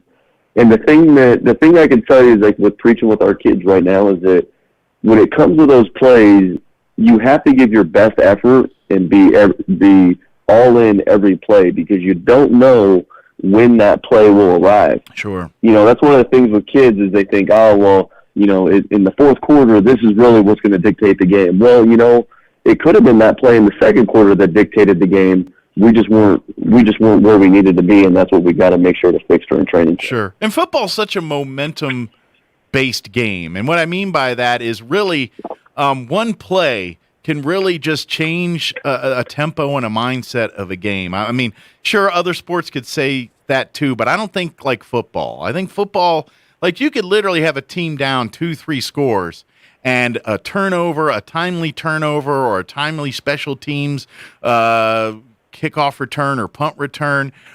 An event like that can easily just spark a momentum shift in a football game. And I don't even know if it's a talent thing per se. It's just those kind of moments. It's like the gut checks or something just rallies people, and call the planets aligning. But I don't know. Things just seem to really change the outset of a football game that way. So that's why I always talk about those special teams. That's how many times you watch a football game and a team's down 3 scores and some timely interception or timely punt or kick return happens, and next thing you know, we got a ball game all of a sudden. I mean, that's football, man. That's the beauty of football to me.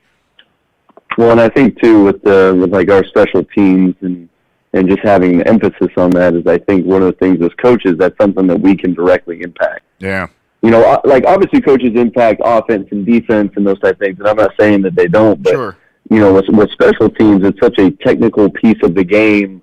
Because it's different, like defensively, like you're tackling, your feet tackle, like blocking on offense, those type of things. But special teams is so technical, and you have to work on it every day. And I think as coaches, you watch those games and you see those coaches that are truly invested just in those 25 to 32 plays a game. Yeah. And all of a sudden you just see, like you said, like you swing momentum, and you're right, football is a game of momentum, and all of a sudden when you get that little friendly mo on your side, it's amazing what can happen. Absolutely. As far as I'm kind of curious, because you were talking about recruiting and stuff earlier, and it kind of spawned this question. When you're out recruiting, do you, obviously when NFL teams do the draft and everything, they're kind of studying and picking players based on their schemes and the way they operate football operations at that particular team. At the college level, when you're scouting players, is it the same way where you're scouting players that more fit your system, or are you looking for the most talented athletes out there? I know that's an age-old debate when it comes to picking talent for teams, but I mean, at the college level, are you really looking for more student athletes that fit into your schemes and things, or are you looking, hey, I don't care about the scheme, I can train him into my scheme. That kid's got athletic skills. I mean, when you're out there recruiting, what's that balance? And I'm sure it's the individual player, it matches and the other things. But generally speaking, do you try to find players that fit your system, or are you just looking for the most talented athletes to come play football for you? Yeah, well, I think you kind of hit the nail on the head. Like when it comes to recruiting, there's no exact science. Right. So I would definitely say the one thing that we look for in recruiting is that we look for speed. Yeah. Okay. Any position, speed is like the ultimate transition. Like I think, like when you watch football, and let's say even like the early '90s, it was more of a grind. We're going to really grind this game out. More of a smash mouth, I guess, if you like, people use that word, but sure, like that was the style of football. And I think in today's game of football, with the more 7-on-7s and with more safety protocols, which I think is great for the game, you're putting people in more space. So kids that can run, and not only like top end speed, because people talk about a 40-yard dash all the time. Sure. I think that is really important. In certain positions, I definitely think that is key, but I also think lateral movement. How quick are they? How fast can they move in a 10-yard window? Okay. Is just critical. So I think for one, I think that's a big one for us. Gotcha. Okay.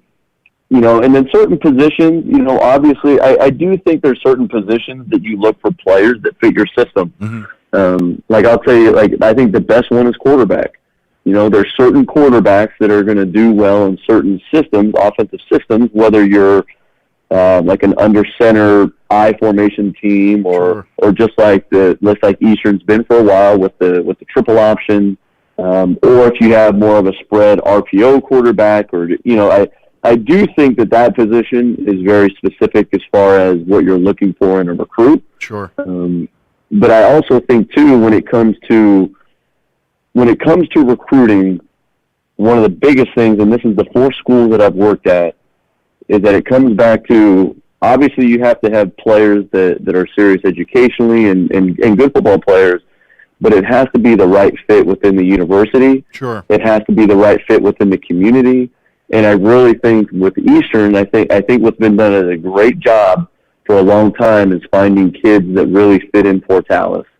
because you can have the most talented young man, you can have the most talented player in the state. Sure. Man, he is this and this, but if he doesn't fit within the community, if he pulls into town, and he doesn't like eating at El Rancho, right, or these other mom and pops, I'm saying? Like if he doesn't like that, sure, then it doesn't matter how talented he is, because our coaching staff and our professors are going to do a great job at developing him. But if he's not really fitting in there, makes sense. Then we're both just spinning our wheels. Yeah, you gotta have someone that's that's invested in the community or invested into the program as much as you're wanting to invest into them. And if they're not willing to do that, then it's going to be a whole lot of headbutting over the course of that 2 years or 3 years or however long that player's in your system. Yep. Interesting. I know I don't want to keep you too long because I know you got a bunch of stuff you all got to get here to do, Tigger. But I would like to invite folks to go visit the website, the ENMU Portales Athletics website. You can see the schedule. First game's going to be in September. I know we got a little bit of time here. But as far as I know, scrimmaging and that side of football, when can fans start seeing some of that stuff happening on the field? I know with COVID, some things can be open. Some is there going to be any scrimmages, practices here in the coming weeks that fans can get a glimpse of the team before September's game? Yes. So we start camp. So we start training camp August 5th. Okay. And those first 2 days are really more administrative type days. Those days are more like the process of getting kids all checked in, everything else. And then what we're looking at is we're going to have 2 scrimmage dates, August 20th and then August 26th. And as we start getting closer to those dates, probably here in the next week or so, we're going to announce, because one of the things that we'd really like to do is just have all of our local, regional fan base and media, whoever wants to come, to be able to come meet the team. And the beautiful thing probably, again, with Eastern and Portales is that a lot of kids on our roster are Eastern New Mexico, state of New Mexico, West Texas kids, and so it's not that far for people to come and travel, see the kids that they know, get to say hi to them, everything else, bring their families, and then we will scrimmage at some point that night, because like you said, we play Central Washington September 2nd. We kick off at 6 o'clock, so we're going to try and do our scrimmages at night. That's the one thing I love about when you watch some even any college football, if it's Eastern and Portales or NMMI or any of some of our these schools, the one thing I love about watching these games is, especially if you're a high school football fan, you'll see a lot of stars from across the state in the backfield or in the trenches for these teams, and like if you're watching, if you're constantly at Friday night high school lights and you come out to an Eastern game and you're like, oh yeah, that was that tailback from Hobbs. That guy tore up our team, and you know what I mean. I love that part, because you almost see it's almost kind of like a high school all-star, New Mexico all-star team, and you're like, all right, there's some players that those guys were giving people trouble back when they used to come to our high school, and you know what I mean. There's that, and I love that side of it, because you're like, oh, I'm glad he's on our team now. That kid was moving some piles, I love that's where I think the fun part of Greyhound football is here in New Mexico is that you get to see the next level after these kids play these games Friday nights. You're like, man, he was a star. Now he's tearing up the field in Portales here, and it's just a great way to kind of follow these kids pass a little bit longer. I love that. And so I invite people to go out and check out the games here and get involved. And obviously, students looking for their next level here, don't hesitate to. I'm sure Coach Hyatt and his staff will look you up if they're ready to talk to you. That's exactly it. I love all of that stuff here too. Well, Coach, before we let you get back to, is there anything we wanted to make sure that we let folks know about, or did we get it all for today?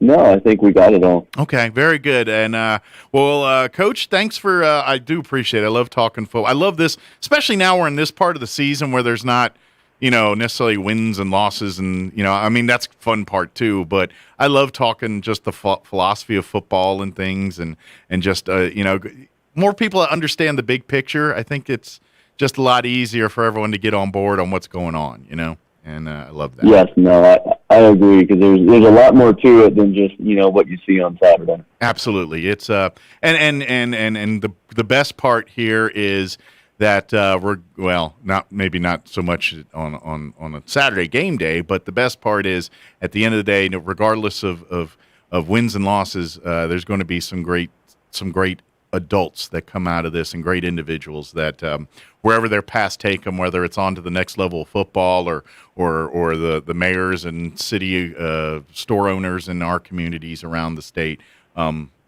good people are coming out of this program, and that's a good thing. So good deal. Yes. Well, Coach, appreciate it.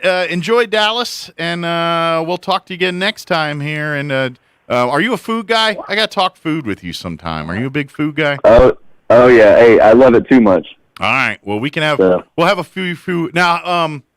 I haven't even talked. Are you good up with green chili and stuff? Being in New Mexico, I know that's. That was one of the things I had to learn pretty quick.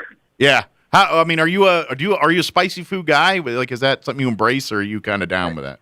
You know what? I do spice a little bit, just because my wife loves spicy food. Okay. So that's one of the adjustments that I've had to make. But no, I'm more of a green guy. Okay. Well, the green chili is. I'm from Maryland originally. I came from East Coast years ago, and I've been in New Mexico for well over 20 years. But I grew up on Maryland. I was foreign to all of this too. So, but now I get there. Now and you're going to notice this. You're going to become like a Mexican food snob, because you're going to start embracing and liking green chili, and then you're going to be in places like Dallas and go have Mexican food, and it's like, it's not as good as it is back in New Mexico. It just is different. Yep. So you're not there yet, but give it a few more, especially when you're on the road a lot. You'll appreciate New Mexico Mexican food after a while. It just becomes kind of a comfort to you. So, but anyway, yeah, you'll get there. No, I look forward to that. Awesome. Well, thank you, Coach. Appreciate the time, and we'll chat here again soon. All right. All right. Thanks, Mike. Have a great day. Thanks. You too. Take care, Coach. Bye-bye. All right. That was Coach Ty Hyatt, head coach of the Eastern New Mexico University Portales Greyhounds. We'll chat with him throughout the season and just talking about the team, and it's kind of nice. He's coming in as the new coach here. They got a new AD with Paul Weir. We talked a little bit about that. I'm sure we'll get a chance to chat with him in the coming future as well. But they're really doing some great stuff over there at Eastern Mexico University Portales for the athletic program. All right, it is 8:41. Let's go ahead and pause for some local news. We'll get you up to date with the weather and your business update as well. Don't go away. You're listening to Mornings with Mike Winters.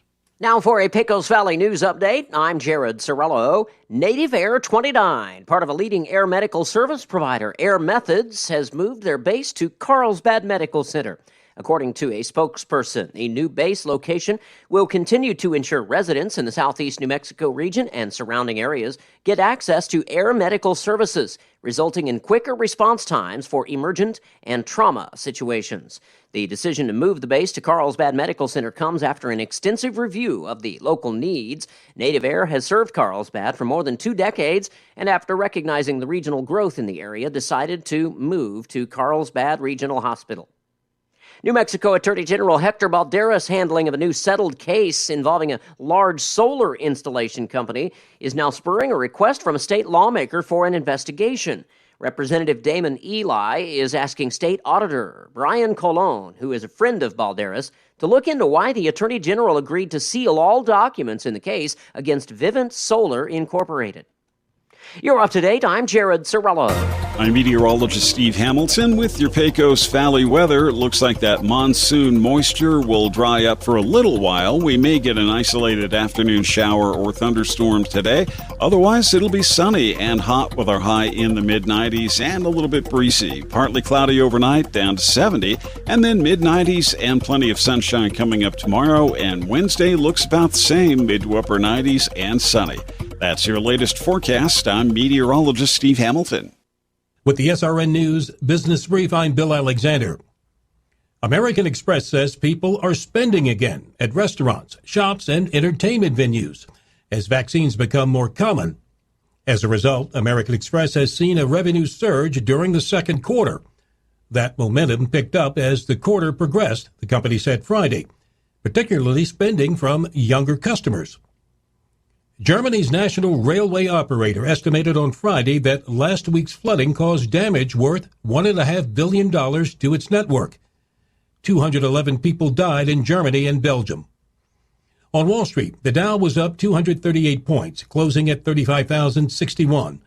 The Nasdaq gained 152 to 14,836, and the S&P 500 added 44 points to 4,411.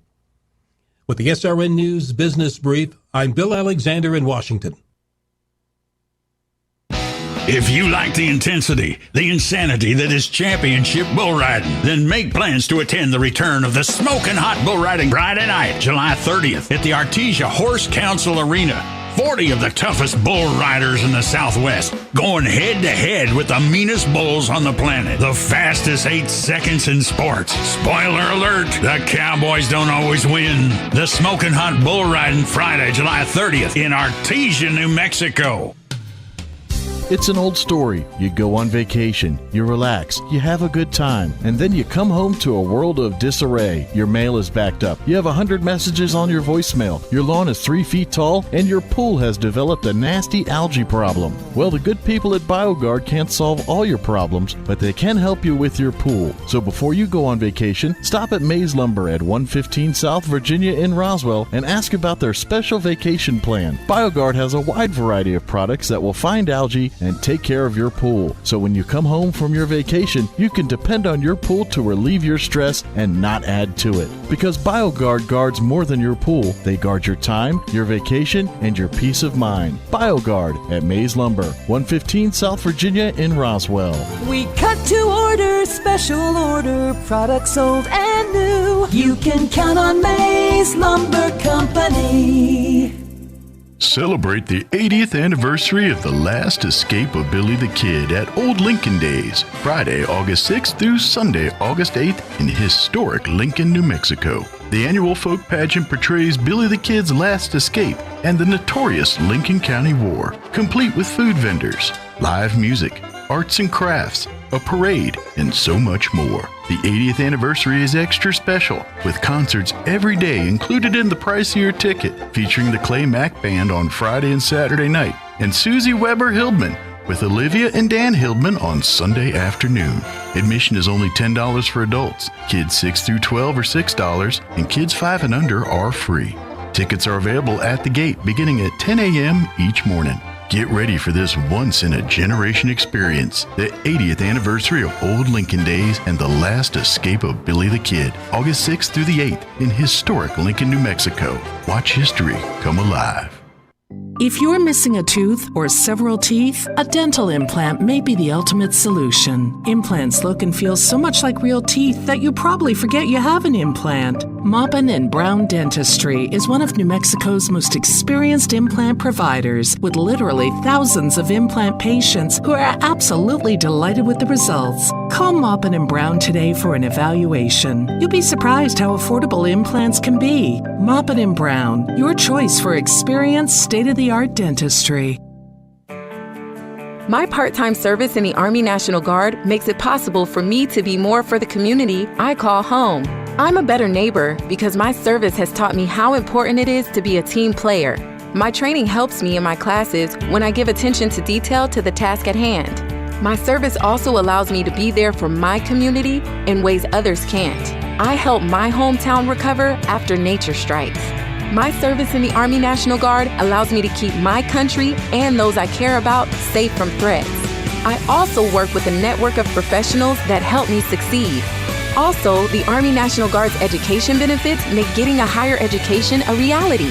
Being an Army National Guard soldier makes living and serving in my community more rewarding every day.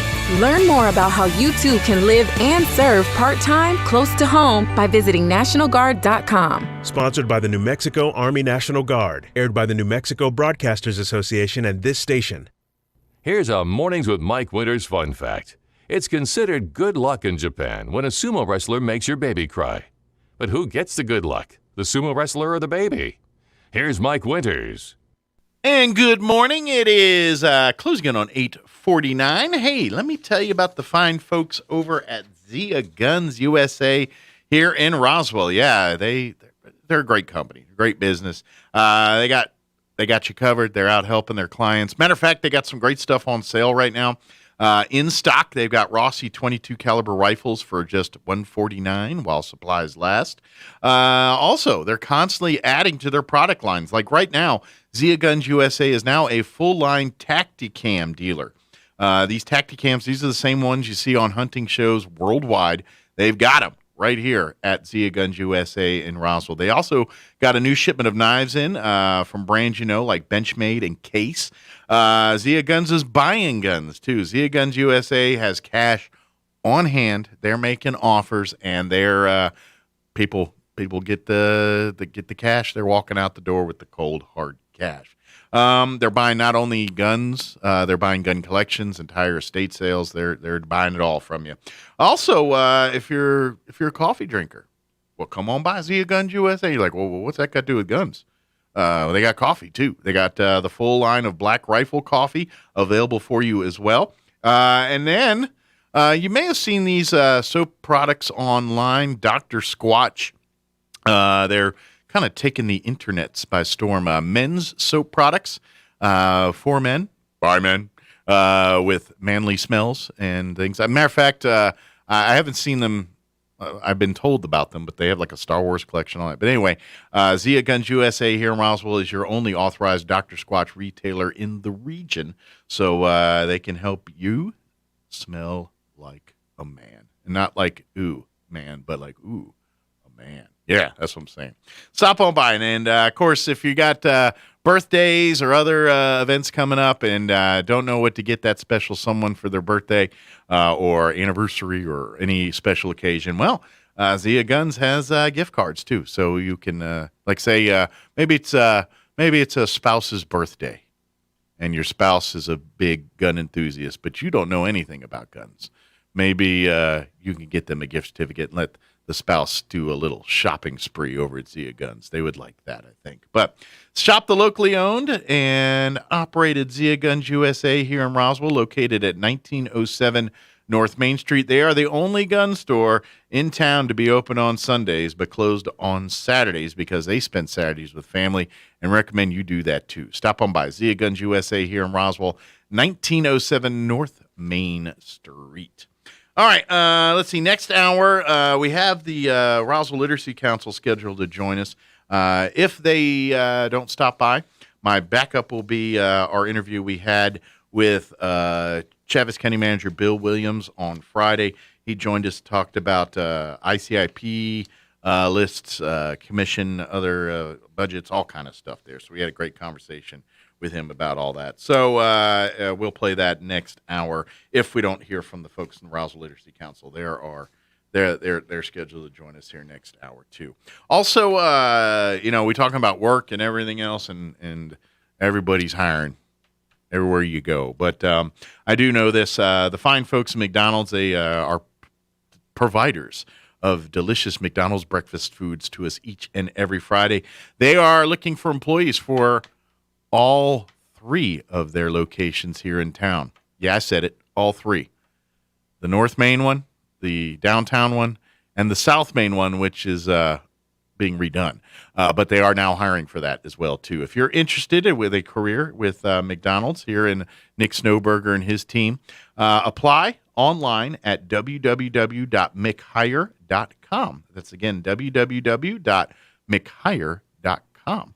And I know Nick and there's multiple people within the Snowberger organization that they started out working at the McDonald's, just, cleaning the lobby, making orders, taking orders.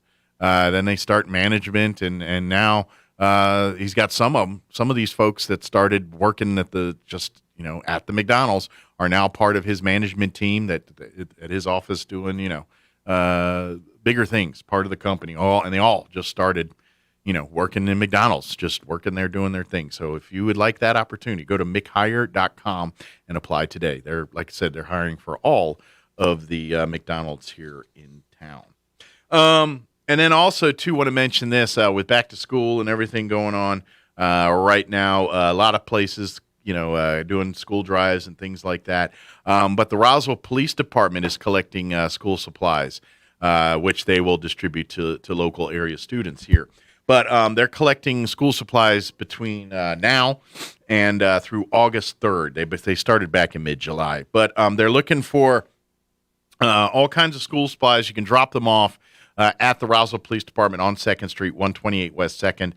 Some of the items they're looking for, spiral notebooks, wide-ruled notebook paper, plastic folders with the pockets and the little brads, pencil top erasers, composition notebooks, washable markers, red, blue, and black pens, number 2 pencils, glue sticks, large erasers, scissors, crayons, colored pencils, backpacks, rulers, markers, even facial tissue and hand sanitizer.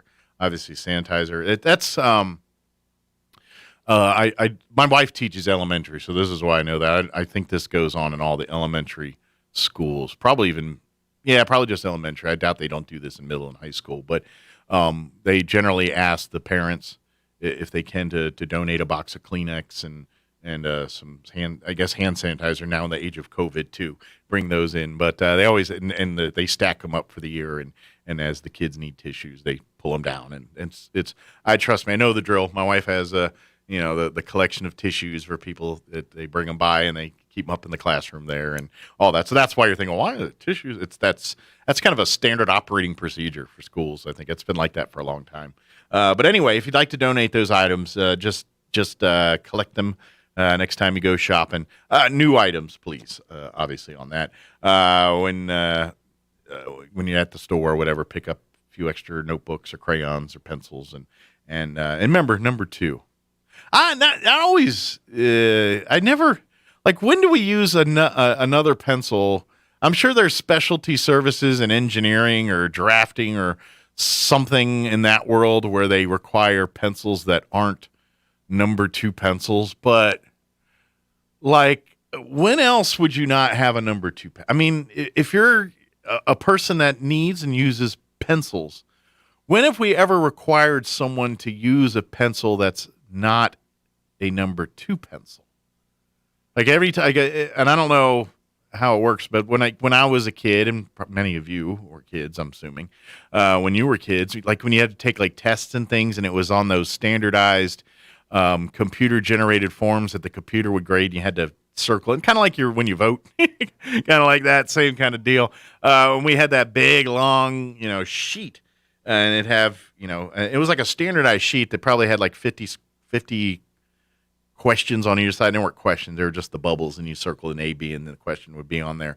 But I don't know if they still do those a lot. I would hope so, because I mean that was kind of newer technology when I was a kid. We were still using ditto machines and film strips and all that stuff back when I was a kid. And which kids you will never know. You'll never know the reality of the ditto machine. That was the ditto machine. Think of it as like a copier. But it wasn't a cop. I mean, it made copies, but it didn't work like a copier with the ink toner and lights and lasers and all. It was a machine with full of ink, and they'd have to crank it through. And the part that it was kind of like a cross between like silk screening for T-shirts and copying, and then like doing laundry or something. But anyway, they crank out the ditto machines, and it was always this. Like bluish black ink, and it had a unique smell to it. And when the ditto, the paper was freshly dittoed, when they made it, it kind of had a dampness to it because it went through the thing, and so the smell was even stronger. So you could kind of tell when the teacher like had just dittoed these work assignments, like right before lunch or right before she handed them out to you, because you could tell they had that ditto-y smell to them. And just anyway, this is nostalgic. And it's kind of funny. I remember, and this is years ago too. Speaking of nostalgic in classrooms, back when my wife and I were dating, this was a year or two ago. But her classroom, this was she's been at Brendo Elementary for forever. But she was at Brendo, and this was before the remodel. So they had the old swamp coolers, and it was just an old building. And I remember going in there the first time, and this is when we were dating, so I was still in the military. And I was like, "Where's your chalkboards?" And there was all the dry erase boards. And she's like, no, we use dry erase. I was like, what do you mean? And it took me a lot of time to wrap my head around that chalkboards weren't a thing in a classroom anymore. And it was all these whiteboards and all of that. And I'm like, I mean, because you got out of, like, you know, the teacher's pet move or in trouble, but they always used to threaten trouble to clean erasers, but I don't ever see that as a punishment. Most people liked it. You know, hey, get out of class, go do that. So that was kind of a thing. And they take the erase because they get full of chalk dust. So they had to go outside and bang them together. You get all the chalk dust off the thing. And it was, but that's how we did it back. And then, of course, you know, you miss the person that did not know how to write on the chalk on the chalkboard, and they'd squeak or mess it up every time, and everybody's ears go, all that's gone now. All of that. How many 80s high school movies we have? All that's gone now. So anyway, all right, we got to go to news here. We'll be back on the other side. You're listening to 106.5 Roswell's Talk FM, KEND, or Roswell, New Mexico. Hour 3 coming up on the other side. Don't go away. Breaking news this hour, townhall.com. I'm Bob Agnew in Washington. Pressure is mounting on all sides to show progress on President Biden's top priority, an infrastructure deal. One major roadblock is how much money should go to public transit. But spending on water projects, broadband, and other areas remains unresolved, as is tapping COVID-19 funds to help pay for it. As discussions continue, the group's lead Republican negotiator says both sides are about 90% there. Senate Democratic Majority Leader Chuck Schumer wants a vote before the August recess. Ken Lorman reporting. Julie Walker reports an announcement of an agreement is expected today by President Biden and the Iraqi Prime Minister to end the U.S. military combat mission in Iraq. The U.S. and Iraq agreed in April that the U.S. transition to a train and advise mission meant the U.S. combat role would end, but they didn't settle on a timetable for completing that transition. The announcement comes less than 3 months before parliamentary elections slated for October 10th. The nation's top federal health officials considering whether or not to revise the COVID-19 mask guidelines. The Centers for Disease Control and Prevention recommends that vaccinated people don't need to wear masks in public. But Dr. Anthony Fauci tells CNN's State of the Union that CDC officials are now actively considering a change. That's White House correspondent Greg Clugston. Some U.S. parents are planning to continue homeschooling their children even when the pandemic ends. Nikki Warris, educator in Boca Raton, Florida, chooses homeschooling for her daughters because she says it's not one size fits all. People are looking for options. They want a different option. They've seen a side that they don't like, you know, of other schools, of the school system in general. Parents of many stripes say they tried homeschooling during the pandemic on what they thought was merely a temporary basis, then found it to be beneficial to their children. On Wall Street, the Dow is down 65 points. More on these stories at townhall.com. We call him Willy Wonka. He's a chocolate lab. His belly itched, and he would actually lay in the grass and scoot across it to scratch. And Sheba, his sister, she scratched at her ears real bad, and she shook her head so much, she wound up with cauliflower ears. DINOVITE.com. Dinovite is nutrition. When we first got the Dinovite, they cleaned the bowls up real good. Her ears, they're a whole lot better. Wonka, his belly, it's all really cleaned up. He flops over and lays on his back and just kicks his legs, and I call it his happy dance. They look good and even smell good in between baths. You should give your dogs Dinovite before something happens. And that's kind of like preventative maintenance. Dinovite for life. It makes them healthier and happier. You won't believe how happy your dog will be. And your dogs will love it just like mine do. DINOVITE.com. More heavy rain is expected in central China's flood-ravaged Henan province, where the death toll has risen to around 70 already. We get the latest figures from correspondent Charles De La Desma. Forecasters say cities already hard hit now face more heavy downpours, complicating rescue efforts and attempts to deliver water and food. Teams are working hard plugging gaps in dikes, while fresh storms will put more pressure on basins used to divert and hold floodwaters. Further help is coming from the military, with helicopters used to bring drinking water, medicine, food and other relief items to around 20,000 people in inaccessible areas. The flooding that began July 17 has affected almost 13 million people and collapsed nearly 9,000 homes. I'm Charles de Ledesma. Breaking news and analysis can be found at townhall.com. Olympian Katie Ledecky is praising her opponent, Australia's Ariana Titmus, who won the 400-meter freestyle by chasing down Ledecky on the final stretch. She says the two now share a great rivalry. Just each race, it's always a tough race, and that's something that motivates you in training. I think that's motivated her, that's motivated me, and when we meet up, it's always a great race. A new push to protect the wild Atlantic salmon in Maine is unlikely to land that fish on the endangered species list, as Bernie Bennett reports. Atlantic salmon once teemed in U.S. rivers, but now return from the sea to only a handful of rivers in eastern and central Maine. The fish are protected at the federal level under the U.S. Endangered Species Act, but a coalition of environmental groups and scientists said the fish could be afforded more protections if they were added to Maine's own list of endangered and threatened species. The environmentalists who want to see the fish on the state list said they're going to keep pushing for it and other protections. I'm Bernie Bennett. More on these stories at townhall.com.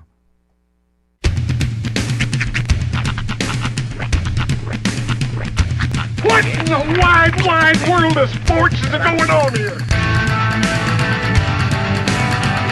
I promise you, whatever scum did this, not one man on this force will rest for 1 minute until he's behind bars. Now let's grab a bite to eat. Yeah, come on. I feel the hot wind on my shoulder and the touch of a world that is older. I hit the switch and check the number. Ringing through it, flamenco guitar and cumbia music. I hear the talking of the DJ. The travel said, what does he say? I'm on a Mexican radio.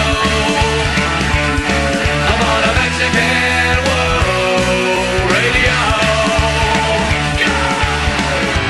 Broadcasting live from high atop the J.P. White Building in downtown Roswell, New Mexico. It's Mornings with Mike Winters on 106.5 Roswell's Talk FM. Is that what I sound like when I talk? Now, here's your host, Mike Winters. That's a bummer. I was thinking the Scantrons were still a thing. I thought that was like advanced technology, and that's not anymore.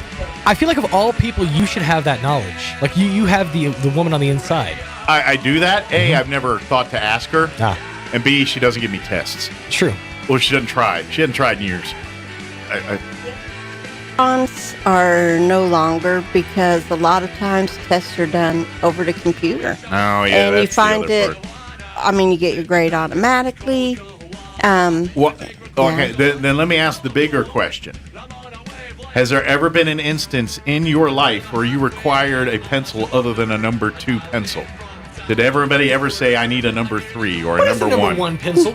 Yeah. No, I'm sure it's lead softness or hardness. I'm guessing it's somewhere in that. I'm guessing a number 1 pencil is probably an art pencil, maybe? But I've never been in a scenario where someone says, do not bring a number 2, bring a number 3 and that's or the number thing. 1. You guys are always super specific about number 2 pencil. So And how many different number pencils are there?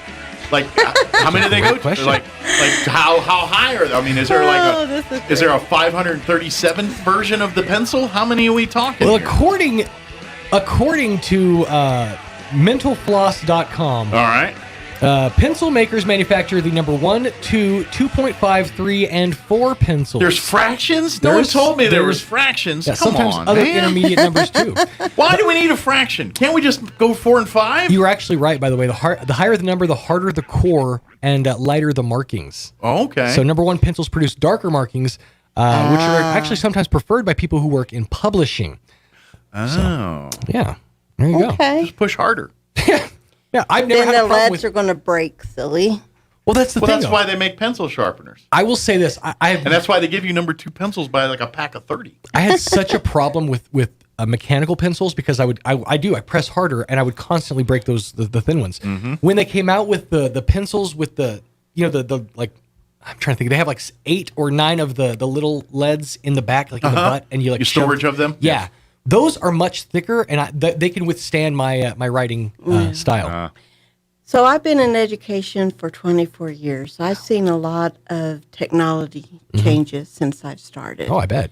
When I started teaching, whiteboard, and yeah, because I was complaining about chalkboards. See, yeah, even whiteboard was a new thing. I still had a chalkboard in my room when I got there, but yeah, we didn't really use chalkboard, so I covered it up, used it for something else. You know, I found out bodies. I found out that I was using my daughter's easel the wrong way. She has a chalkboard, right? Apparently, you have to like denature the chalkboard before she can use it, because like she was never able to use chalk on it. Like I would try to write with chalk. You have to like wash it first.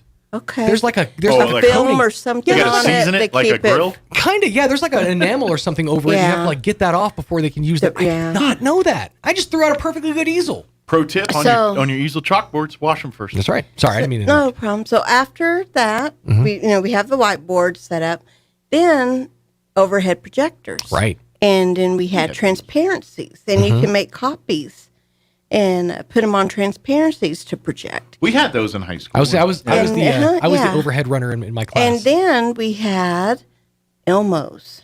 What now? Which was a better version of the overhead projector, because you put the paper under where it would project, but it projected in color. Ooh. Yes, you didn't have to have a dry erase to write on it. It projected. Why'd they call it Elmo?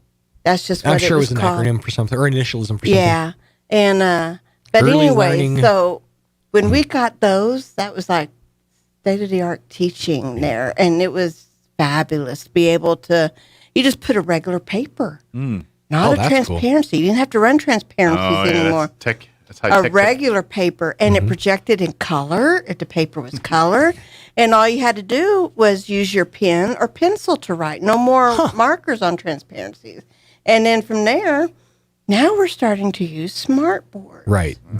And Promethean board Prometheus, yeah, had just knocked it out of the ballpark. Those things are Promethean really cool. boards are awesome. Because the board itself is a touchscreen, right? Yeah, well, some are touchscreen, some are not. I have a touchscreen. That's really cool. Like summer teeth. Yeah, right. go ahead. Last year was my first one that was a touchscreen. Okay. So I just got a touchscreen, y'all. And this is more of, is a newer version of the Promethean board. Yeah. So it doesn't have a projection lamp. It's like a TV. But it can also use the internet with it. Oh, so it's cool. hooked up with the laptop. So it can show things if you're teaching from the internet to project up there. You can use it as a regular whiteboard where you could clear it off and you can write. That's cool.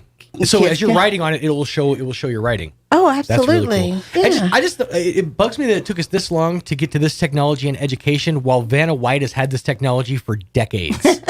I just touch things that light up. Well, do you still have to have the kid like change the calendar day of the week and everything on the wall, or is that all gone away? I have my calendar set up on the wall. That was kind of a thing. There was like the class pet there at the beginning. Hey, go change the date. But I take care of that in the mornings before they come in. I get that moved. I change the date on the board and all that. That's Do you all set like up. today? I'm a little livid, so maybe take it easy, kids, or something like that. Like you say, today's mood is like a pet rock, cloudy, or something like that. You need a mood ring. Just have a mood ring. You still get mood rings? I'm sure they're out there. Yeah. I never had one. From the makers of the Hypercolor T-shirt. What you should do is have a daily forecast. Like today is Monday. Today's forecast is cloudy, meaning teacher had a bad night and a rougher morning, so maybe take it easy. Honestly, it wouldn't even matter. They don't. They don't. Because there's times when I've been in there and I shouldn't say this, but been very sick, and it's easier just to go than to have a sub running 102 temperature and teaching. And I'm like, guys, I'm very sick. Take it easy on me today. Right out the window. Obviously, that was pre-COVID. So it's 1 week from today, right? That school starts officially, or it's August 4th. Teachers go the 2nd, which is on next Monday. Okay, so then it's Wednesday that it starts. Wednesday. Okay. Wednesday of next week. Yeah. And it's 100%. Like kids are all back into okay. Absolutely. Yes. We want them back in the classroom. Mm-hmm. All right. Absolutely. Yes. Good deal. Buckle up. Absolutely. So much for summertime. I tell you, I've just gotten to that kind of summer mode. Yeah. The school year ended late, and feels like it's starting early. It is starting early. And so, We ended June 4th. going back. I know it's starting August early 4th. because my birthday was always, I always had my birthday before I went back to school. My birthday is on the 7th, so we always had my birthday before I went back to school. It's usually like 12th, 13th, whatever. Yeah. So yeah, this is really early. Yeah, well, granted, there's a lot to catch up on, I know, but you know. When Mike and I got married, he proposed to me June 15th of 2001, and we got married August the 11th of 2001. So we had like a short engagement window. But the reason why we got married fairly soon is because I wanted to go ahead and get. I mean, time was of the essence, okay? Time was of the essence. Just kidding. Just want to make sure that it looked legit. That's all. Negative. There was a shotgun involved. Right. Yeah. Dad was like, marry her else. All right. My dad did pull a gun out on me, but the shackles cover were that. gold plated. They're real nice. Yeah. But anyways, what was I saying? You got married short Oh, honeymoon. the reason why we had a short engagement. Well, I wanted to get married before school started because I wanted to start off with my new name. I didn't want to change it during the year, you know. We got married August the 11th. That was before school started. Note to self, anniversary. I was going to coming say, up. you better take notes. This is a big one, too. This is 20. I need to get a gift. He's over here. No, we already did our gift. We went to the Grand Canyon. Oh, yeah, that's right. Got married on a Saturday, August the 11th, and then that Monday I had a training here in Roswell. So everybody else stayed in Redoso and partied. The bride had to go back to work during the training. I was a little salty about that. I bet. I Still would, is. She's talking about 20 years later. Yeah. By the way, your anniversary present to each other, you did it wrong. You took him out into the desert and you brought him back is the problem. You took him out into a big hole in the desert and then you brought him back. You messed up. Well, that was the gift. That you came back? You got to come back? You get to come back. The trip was inevitable, but She's like, yeah, I booked 2 seats for a return visit. All right, okay. You do care. No, it's just Yeah, I'd have been a little suspect if the train thing had 2 seats going out but only 1 return. I'd be like, I feel like this is a red flag. one of these is one way. Did you do this right? Oh, it's fine. It's fine. I was wondering why she kept wanting me to see that telephone pole that was halfway down. Go lean over and look closer. By the way, that was a dangerous game. That was the first time ever I tried a Kim impression. Actually, it's fine. It's fine. It was the slight Southern accent. You got me in there. It was the complete opposite. If I sat on the wall, she was getting like nervous. Really? Legit, like get off that wall. Yeah, there's like nervous. like when you walk, there's like a little, I don't know, 2.5 feet little stone wall, and it's about a foot. It's about a foot wide, more than ample room for my buttocks, and so and many buttocks. There was many a buttocks sitting on these things. But I sat my buttocks on there, and then she got real nervous about it. She did put her buttocks on there too, but she was not. I had my hand behind his back, make sure he didn't go over. It was bad. She was getting a little like, all right, Kim, you're getting a little. It was weird bad. on me Well, here. there's a certain vertigo that hits. I totally get it. Like I was on the 3rd floor of a hotel in Albuquerque, and there was a balcony, and I walk out on this balcony, and all of a sudden, for some reason, I just thought, what's going to happen if all these balconies just snap off and fall down? Yeah. And so I like literally got on my hands and knees and crawled back into the room because I was freaking out. So. Well, and to be honest, it wasn't like most of those spots. It's not like a wall and then sheer Drop edge of drop off. It's a hill. It's a little hill or something. So yeah, it's pretty steep with gravel and stuff that you'd slip but on. I don't think even if I did say "Woo," and roll back, I think I would probably go about 3 feet and be like, "Ow, that hurt." One of the scariest moments of my childhood life. We went to Carlsbad Caverns. My mom, and of course, because this was early days, we had a disposable camera. Okay, disposable, didn't matter at all. Yeah. So she's taking pictures, and she was taking a picture of the bottomless hole. Yeah. In the caverns, and somehow she dropped the camera, and it went over the rope and like into like the ridge before the pit. Okay. Yeah. She climbs over the rope and goes to get the camera. I'm like, Mom. No. And she crawled back, but it was terrifying. I'm like, it was a disposable camera. She's like, there were good pictures on there. Were they though? I don't think we have any. That of those wasn't pictures. worth her doing that. No. Oh my God. Did she get the camera? She got the camera. I'll tell you this though. Happy ending. The memory is more etched than any of those pictures were. Yes. That would be you should save that roll as a bunch of thumbs. A great picture with a finger over every one of them. Yeah. I'm sure it was. See, back before digital cameras, kids, we had to get the film developed and everything. So sometimes you didn't know you wouldn't know what you got or what you took until you get the pics back. It was hoping for the best. So sometimes you're like, oh, I got all these pics of my trip. Next thing you know, every one of them's got a piece of a finger or a thumb in the corner. Yeah. I've got a few Australia pics from when I was a teenager. It's like, oh, look at this. Never mind. It's my thumb. I took a disposable camera with me to Romania. That's the camera I used when I went to Romania. And all those pictures. And I caught some pretty good shots, but it was one of those. And kids will never understand this, but you anticipation sitting at the place when your pictures are getting developed. You're like, okay, you open the envelope and you're like, okay, this is good one. Oh man, yeah. There really is an anticipation to especially if it's one you knew. Is like, oh, I remember this one pic, and you sprung for doubles. And the the disc, the proof or whatever it was. If you needed to make your own with all the negatives. Copies of it, the negatives. Thank you. I couldn't remember the word negative for some reason. So, I've not seen anybody for Literacy Council. They're not sitting out patiently in the lobby there, and we're just doing our thing. I don't see anybody telling me otherwise. So, let's do this. Let's pause and what do we got to do? I scrolled up and then I forgot where I left off. Let's go ahead and get you up to date on the weather. I'm meteorologist Steve Hamilton with your Pecos Valley weather. It looks like that monsoon moisture will dry up for a little while. We may get an isolated afternoon shower or thunderstorm today. Otherwise, it'll be sunny and hot with our high in the mid-90s and a little bit breezy. Partly cloudy overnight, down to 70, and then mid-90s and plenty of sunshine coming up tomorrow. And Wednesday looks about the same, mid to upper 90s and sunny. That's your latest forecast. I'm meteorologist Steve Hamilton. Thank you, Steve. Currently 80 degrees here in Roswell. Humidity is at 56% with winds out of the north at 6 miles per hour. We do have a 20% chance at some showers this afternoon. Otherwise, mostly sunny. Highs around 94 expected. North winds 5 to 10 miles per hour. 20% chance of rain continues into the evening hours, mainly before 7 p.m. Mostly cloudy otherwise with an overnight low of 70. West winds 5 to 10 miles per hour.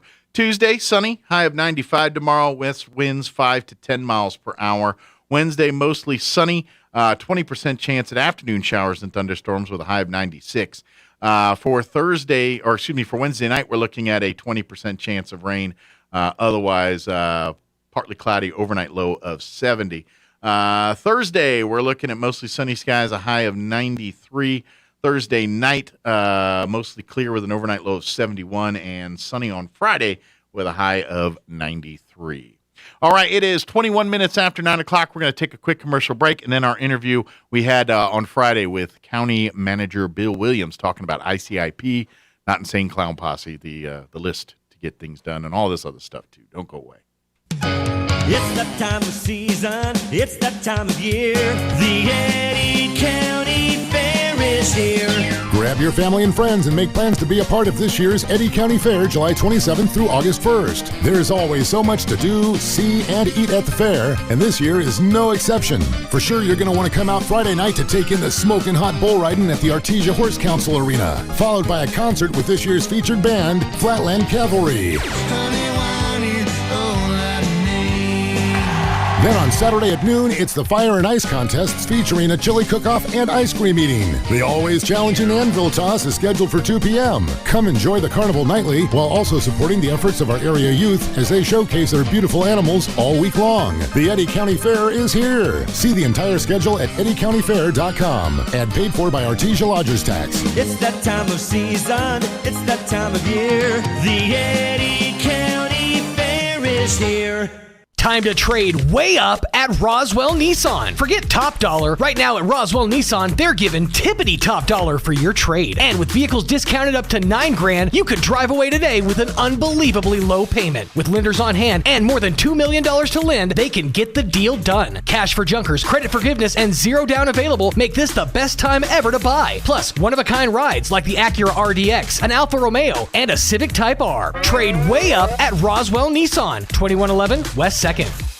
You've slouched on it, you've slept on it, you've sheltered in place on it until it's worn out.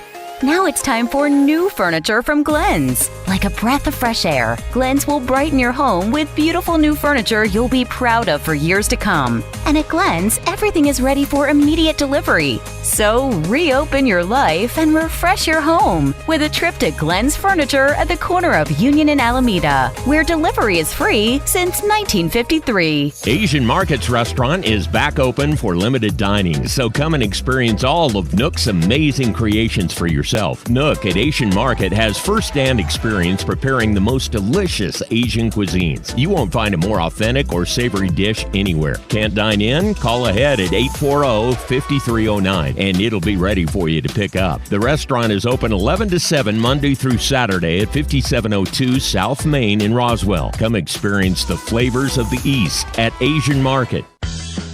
Bob Reed Pest Control is committed to providing the most modern pest control management solutions for homes and businesses. Bob Reed can handle every aspect of pest control, from general insects to trees, shrubs, yard treatments, and commercial weed control. They're the only authorized Centricon termite elimination system operator in southeastern New Mexico. No job is too big or too small. Call Bob Reed Pest Control today. Southeastern New Mexico's pest management professionals, 623-5344, and find them fast in names and numbers. Hi there, it's Gene Dow, Vice President General Manager of Pecos Valley Broadcasting Company, with exciting news for us. We've got openings in our sales department, in our Roswell office, Artesia office, and in the Carlsbad market. You would build and maintain business-to-business relationships, sell ideas, market and sell local high school sports, Dallas Cowboys football, radio and digital TV advertising. You will be trained by and become part of a veteran sales team. The pay is based on job performance. Prior advertising or sales experience is helpful. Starting salary is $21,600 annually, but with success, you can grow your income to $60,000 a year. Work hours are generally Monday through Friday, 8 to 5. There are some exceptions, and you'd be based in the town where you live. Now, these positions are open right now, so to apply, contact Thomas Beard, General Sales Manager, at 575-746-2751. Pecos Valley Broadcasting Company is an equal opportunity employer. Here's a Mornings with Mike Winters fun fact. The average person spends only 10 minutes a day speaking. Many wish Mike Winters was more like the average person. Here's Mike Winters. Joining us in studio this morning, Chavis County Manager Bill Williams. Back with us this morning, sir. Good morning. How's life treating you? It's been going very well. Good. I know it's kind of it's busy time for, well, everybody. But county's been busy. Of course, now we're just kind of we finished up all the budget stuff, and now it's kind of moving on to the fiscal year. Yeah, we did the final approval of the budget. We have to wait for the end of year numbers to come in and stuff, and then just make some minor adjustments. But the interim budget essentially is the final budget. Yeah. And we did that yesterday. And then July is probably one of the hardest meetings to sit through because you have to renew all the contracts and all those sorts of things, just housekeeping. So stuff. it's a lot so much of housekeeping. And not that that's not important, but it's like, how many of these do we have? It's not exactly riveting, exciting pieces of government to watch happen. And we did have a couple of really interesting things. The neatest thing, and to me the most exciting thing about government is when the public comes in and joins us and tells us what's going on. And we had a pretty large number of people came from out off of Orchard Park Road, West Orchard Park, by Lariat, Concho, Ambush Road. There's several roads in through there. And when we had the flooding last month, I believe was the one that hit them the worst. It may have been, we've had 45, 50 days worth of issues with floods. Was that the one? No, it was the one with the other. Yeah. Was it the 100-year flood or the 98-year flood? We got a fine selection of floods to choose from. That's right. But they came in and talked to us about some of the things that they encountered during the flooding and the things that the county did, which we put some trash open top dumpsters out for them to pick up some stuff, but we haven't been able to get out and fix roads or any of that sort of stuff. And they explained to us how the water came down Orchard Park Road, how it's done it in the past. Some of these people lived out there 20, 30 years, so they had studied a good history for us. And they told us, and then the flood commissioner was there and was able to talk with them and tell them the water didn't come from the diversion number 3 Hondo levee breach, because that was further to the north. Okay. But there's a thing called Juan Lake and then the Zuby Draw. And those two filled up, and apparently we're spilling over. Plus, there was so much water outside of the containment areas that was all coming cross country, but it was a huge amount of water. Okay. So that's through there. the area we need to address. It is either bigger reserve there or divert that water somewhere else. Yeah, the flood commissioner promised, and then after he left later in the meeting, Dick Smith, the director of the flood, Chaves County Flood Control, happened to step in. We talked to him a little bit after, and he says, yeah, he's been up there and looking, and someone, he said, back in the 20s, took a horse and a Fresno, and they dug him a ditch all the way from I think he said from the Zuby out across, and so that when theirs filled up, it would flow that way, but now it's kind of creating some problems. So he's going to work with the landowner out there and see if he can come up with a way to. It sounds like they had the engineering, and then they kind of somebody created something that put a wrench in the work there. I can't imagine horse and a Fresno dragging up, a half a yard maybe of dirt at a time and dumping it out and getting back in the cut and doing that for miles. That must have been something. Yeah, well, I think the 20s people were made a little bit tougher than we are now. Well, definitely tougher than me. They were cut from a different jig than we were. but that's always exciting when the public comes in and tells us what's going on and brings to our attention what needs to be fixed and what we can do to help. And that's the way government's supposed to work. Sure. And I've shared with you once before about one of our ICIP projects a couple of years ago came from there was a planning and zoning case. They wanted to add a concrete plant on West Brasher. Mm-hmm. The neighbors came out in force and said, we don't want this for 2 or 3 reasons. And they worked it out together with the plant owner, and they managed to get that part fixed. But in the process, they said one of the problems is there's a bridge on West Brasher, goes out to the dump or crosses the Hondo on the way to the dump. So you've got the city trucks going over it. You've got now, concrete trucks, and that was some of their concern. But the bridge is narrow. The traffic's too heavy for the bridge. And it's too much. The bridge is capable of holding up the trucks and stuff, but it's a very narrow bridge. I guess you can say. It's raised up. So what's the first thing you do when you see a narrow bridge? You move over to the center of the road. Mm-hmm. So you can't see anything until you're pretty close, and then you meet a semi who's done the same thing on the other side, and it gets pretty exciting. Yeah, you don't want to play a game of chicken out there. That's not the place not to at do all, that. especially not with a cement truck. Yeah.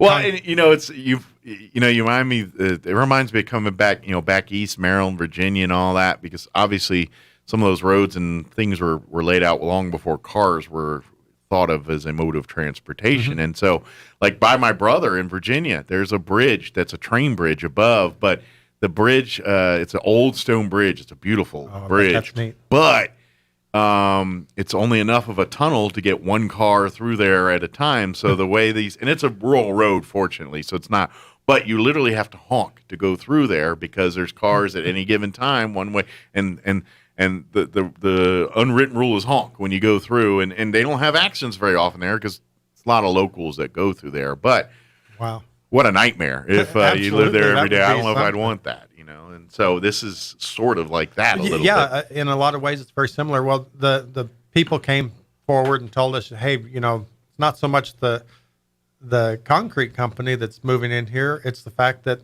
our infrastructure is not good. Well, we weren't really aware of it. Sure. We're not out there every day. So they told us. So we immediately reacted. We put it on our ICIP and we presented it. The government worked right in that case up to a point. and we put it on our ICIP. Then we asked the legislators for money. The legislators saw the need and they funded that project. So we're, rallying and, having practically a party. Yeah, it did. It was worked so well. And then we got the governor's veto. So we didn't actually get the money for that, but that's one of the things that we've continued to keep on our ICIP at a very high level because we know the legislators are willing to fund that for us.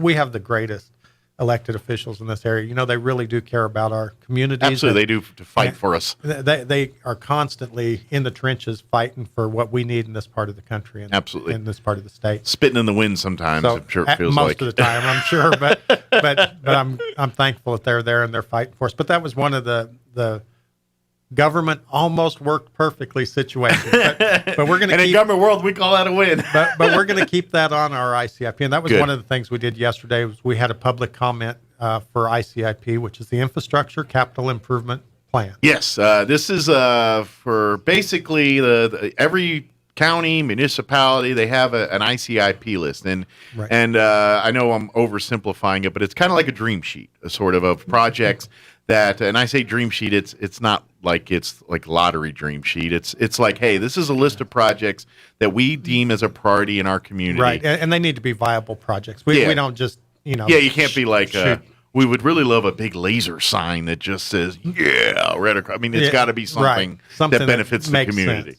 But this is, and so the state will look at this, and so when there's funding available for various things, and they look at your list and say, okay, I see this bridge going out to landfill is something y'all need. We're going to fund that now, and then but for it to be funded, it's got to be on this list. So every year they have to kind of. It's a 5-year plan. So, gotcha. And it might show up on 2025, but that doesn't mean that you can't change priority. If you realize that funding may be available for something this year, sure, you can move it from 2025. I think it's got a better to chance this year. 2022. And present it to the legislature. Sure. Now, we do have to prioritize every year. We can't just present everything that we have to the legislators. There's a lot of people asking for their time. Absolutely. And so we have a set time and a set number of projects we can do so that they can hear from all of the communities and all of the entities that are requesting money when they do that process. Yeah. But we will prioritize like our top 5 and then do a presentation saying, this is our number 1 and this is the reason why. And this is number 5.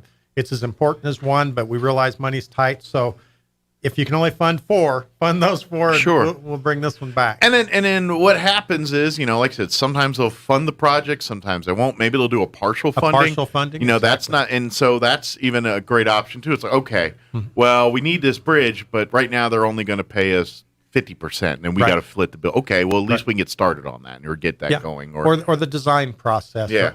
One of the projects that we did over the last couple of years is the trail that goes around the Chaves County Administrative Building down at the Y, south end of town. Yeah. That is something that's pretty popular to the neighborhoods, and it's just a nice fitness trail, and they funded about half of it, and we funded part of it as the county, but they came back and gave us some additional money because they understand that people like to get out, exercise, go outside, especially during COVID. That was a thing. You couldn't go to the gym. So this is investment in quality of life that we can do. And this trail will have exercise equipment. So over near Eye Associates where, they bring grandpa in to get his cataracts taken off, grandma and a couple of grandkids bring him up.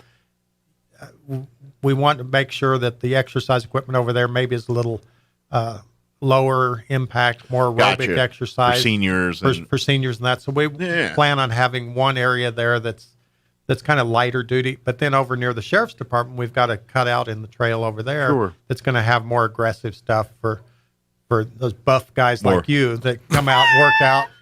I'm sure, me. I'm sure you'll jog over from here and then hop on and do the heavy routine. Unless the ice cream man's over there. I ain't jogging anywhere. But that's kind of the way we do things. But you're absolutely right. They will fund a portion of it sometimes and other portions. One of the things that's pretty exciting, we're going to have to get together and bring our legislators in and the people that helped us to do this project to thank them and let them know how much we appreciate them. But that's the elevator at the courthouse. Yeah. Chaves County put in a considerable amount of money. I want to say it was in the neighborhood of $190,000. We got a CDBG block grant, Community Development Block Grant, which is a federal funding source. And we got state funding from the legislators to build the elevator at the courthouse because, as we've discussed before, elevators are not a cheap thing to do. No. And we're nearly finished with that. We're waiting on the final inspection, actually. Then it's going to be open for people to use. But that's, again, one of those things where all the different funding sources come together. But had it not been on our ICIP, we couldn't have even asked them. We couldn't have asked for the CDBG. We couldn't have asked the legislators. And we probably would still be wishing that we had something more than just the ramp. Yeah. Although it's fun to talk about that thing. But you're right. And this is what the ICIP is all about. Right. And that's where and in this case the county commission sits down and really dots the I's and crosses the T's and say, hey, these are the ones we want to present as our top ones and all this. And our staff does a great job. First, Georgiana, she is the taskmaster. She's our grant representative. She makes sure that all the paperwork's done and that everything's in place. So I want this done by this deadline. Sure. Sends it out to all the department heads. So we have ICIP projects from facility maintenance. They might need a building or something. Mhm. You know, I can't think of anything right off the top of my head that they're asking for. Well, the trail would be kind of a facility maintenance project. Gotcha.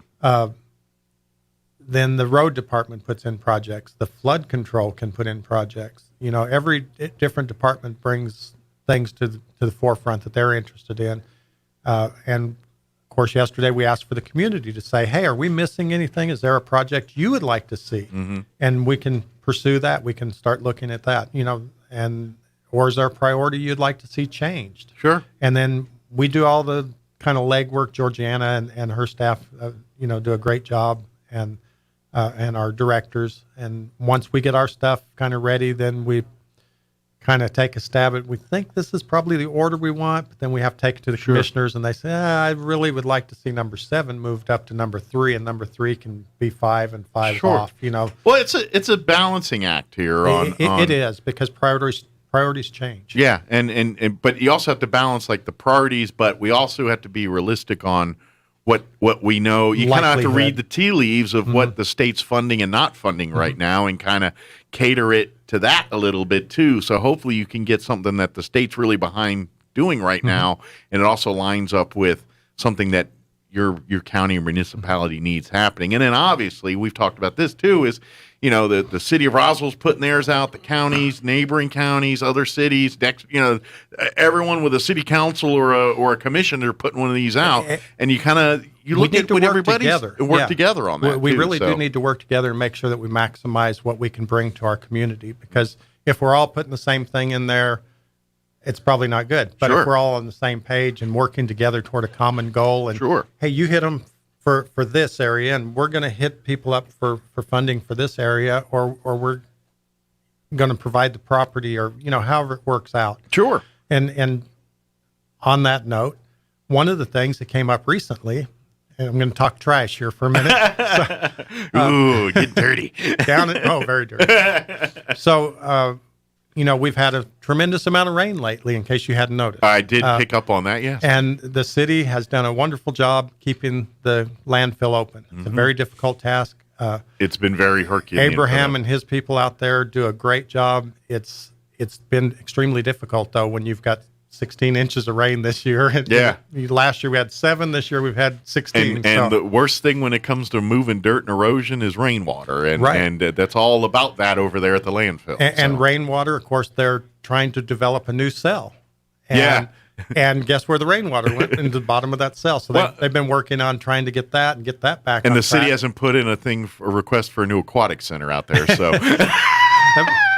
that would be quite the aquatic center. But it'd be like swimming in the Hudson or something. I've heard, you know, a real authentic experience. but you know, they know that they're reaching the end of the life on the existing cell. Sure. We've had a lot of issues with rain and access, and of course, when the wind blows, they by law have to close that down. And so we have to work very closely with them, with our solid waste people, and with the rains that have been coming. And with the flooding that happened, we felt like we needed to put open top containers out for people to collect the debris that flowed onto their properties. Well, we had already met and talked about it. The city, we do work well together. Yeah. Mike Matthews and I sat down and talked. He says, Bill, you know, we're going to have a difficult time making sure that we can handle all of the city trash in the cell before we get the new cell, especially with all the rain delays. And, you know, we take the compactor trash from the county, but bringing this other trash is going to be a hardship for us. Sure. And we said, well, yeah, but we feel like we need to do that. So we still put our open tops out, but we hauled those to Carlsbad. Gotcha. Okay. Because we understood that they're working with us, we're working with them. We're trying to find a common good and a goal. But that's when you have good neighbor partnerships with your neighbors, these things work out a little bit better. But during that process, we got to thinking, you know, I think this is the last cell at the city landfill. I'm not 100% sure of that, so don't quote me. Don't put this on the radio, whatever you do.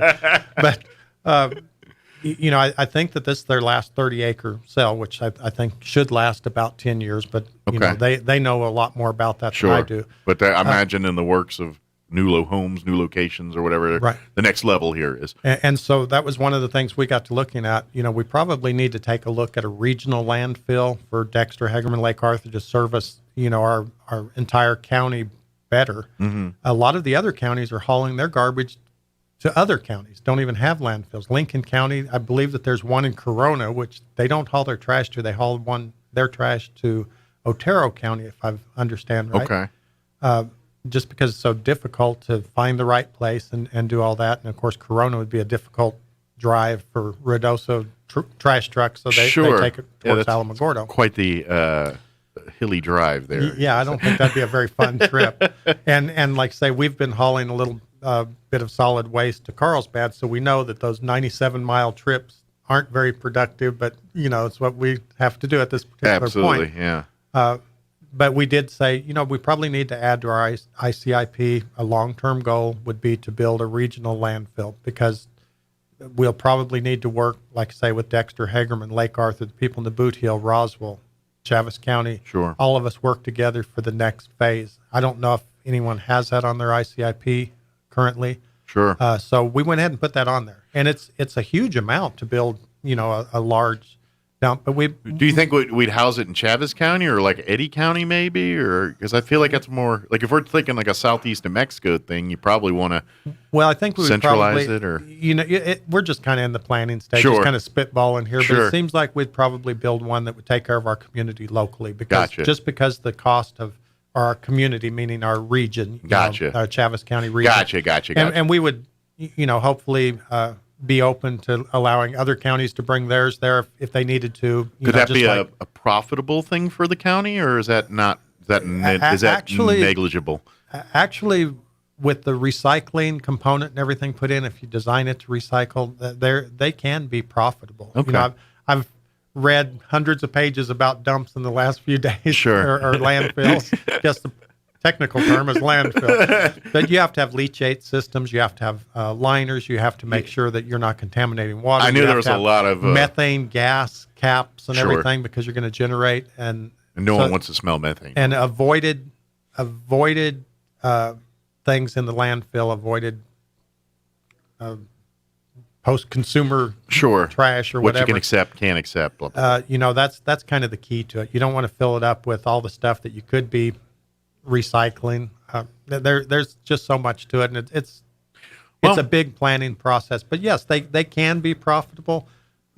Maybe next time. But the goal in our case is to make sure we have a place for garbage and make sure it's not, in the bar ditches and out in the county where it doesn't need to be. No, I guess the only thing we could do is I don't know if you remember this story or familiar with it, but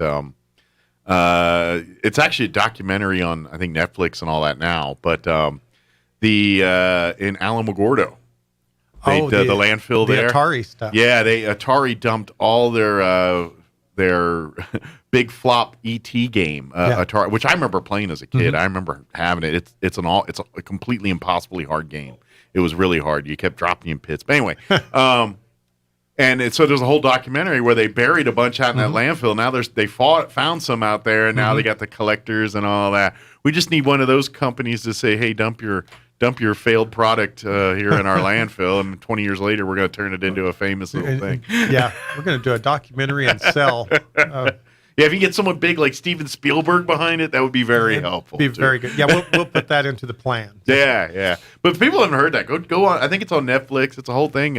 It's a kind of an interesting, but it all centers around Alamogordo and all that. So. Yeah, that is a really neat story. And I remember I heard about it, so I looked it up on eBay, and sure enough, found the video games going for like $1,000, $1,500. Yeah, they're depending on the conditions. Some of them were in pretty bad shape. Yeah, they've been sitting 20 years underground. Kind of pristine, buried and packed in amongst the others, I guess. I don't know. Well, if you do get one that plays, it's a horrible game. I played it. I remember playing it. My friend had it, and you kept, every time you get near ET, just dropping his pit. It was impossibly hard. I could see why it flopped. It stunk. Wow. So the trash thing, we added that to our ICIP this year, and it's kind of a long-term goal. I have it several years off, and probably not a real high priority, but I think we probably need to maybe start identifying areas that could go, getting with the New Mexico Environment Department, who, of course, is in charge of permitting those sorts of things, and having them to help us think towards the future. It may never come to fruition, but again, if big amounts of money come from somewhere, some source, we need to make sure it's on there so that we're ready to act. And one of the things, like I say, talking trash, we've had some issues with our compactor sites over the last month or so. Been so much additional stuff because of flooding and whatnot. We had to close our open tops. We have open tops at the railroad site, the north site, and the south site down between Dexter and Hagerman. And we closed that portion that had the open tops because we took all those open top containers and put them out throughout the county. Gotcha. And have been having, like, say, to haul them to Carlsbad to dump them. And we temporarily have those closed. The compactors are still open, so you can bring your household trash, and that's all that's supposed to be at any of the counties. Yeah, you're not supposed to be putting dead cows or any commercial, certainly. No roofing and all that kind of stuff shouldn't go there. But in some ways, the open tops kind of encourage people to do that. But actually, in the open tops, people are supposed to put the same thing they put into the compactors. Okay. Compactors, of course, are more efficient for us to dispose of the material and to haul and all that. So temporarily, the north and south site, the gates are closed where the open tops are. We will be opening those back up when things kind of settle back down and we know that we can actually get rid of trash a little more efficiently. Yeah. But ultimately, we plan to phase out the open tops and add additional compactors and make sure that they're operational and kind of change the way we do some things. We've studied our methods and decided, maybe we need to change up the way we're doing a little bit to make it easier for people and for them to, they get pretty messy in some areas sometimes, and especially over holiday weekends. Right. And so we're starting to assess how we're doing things to make sure we can correct our problems. Sure. With that. So it simplifies that a little bit. And other things that, on our ICIP, there are 3 fire stations down the Boot Heel of New Mexico. Or of Chaves County. And you're right, Boot Hill, New Mexico. I'm just kidding. And they have some water issues. Of course, a volunteer fire department, the ability to get water is going to be they kind of need that. Pretty crucial. When you're in town or near town, you can either get water or hook up to a hydrant. There's so many different methods to get but water out the county there fairly isn't quickly. Fire hydrant laying around every corner. But this is a large county, 6,000 square miles. So I believe that's correct. I'm 99% sure that's correct. Again, don't put this on the radio. There's a 50% chance of that. but they have a little more difficulty getting water, and they need to make sure that their water supplies are good. And one of the things the State Fire Marshal and I talked about last year when we were doing their carryover request is he wanted to be sure that those were priority projects for those 3 fire stations down there. That, gotcha. One of them may need a well, one of them may need a water tank, one of them needs a distribution system. They've got a good well and a good tank, but no good way to get it into trucks. Gotcha. And they happen to be the one with the best water supply, so the others are going to them to get water if they have an emergency, but it's not real efficient. So some of the ICIP projects will be for water support systems for those 3 stations. So they can have access to water as quickly as so they can do that. And so again, if money's come up specifically for volunteer fire departments, they're going to be in a golden, they'll be in a good position to that makes sense. To jump on that. Absolutely. Plus, the State Fire Marshal, knowing that they prioritize those things as he asked, goes a long way for working well together. And I imagine anything that kind of falls in the world of health and safety probably gets a little bump in importance versus something that wouldn't involve those areas. Well, you would think so. And, I would think. And sometimes it runs that way, and sometimes common sense ain't common. Yeah. Because I'm really thankful for our legislators because they seem to get it, but that's not always the case. Absolutely. So all about anyway, that's kind of what we did on ICIP yesterday. Okay.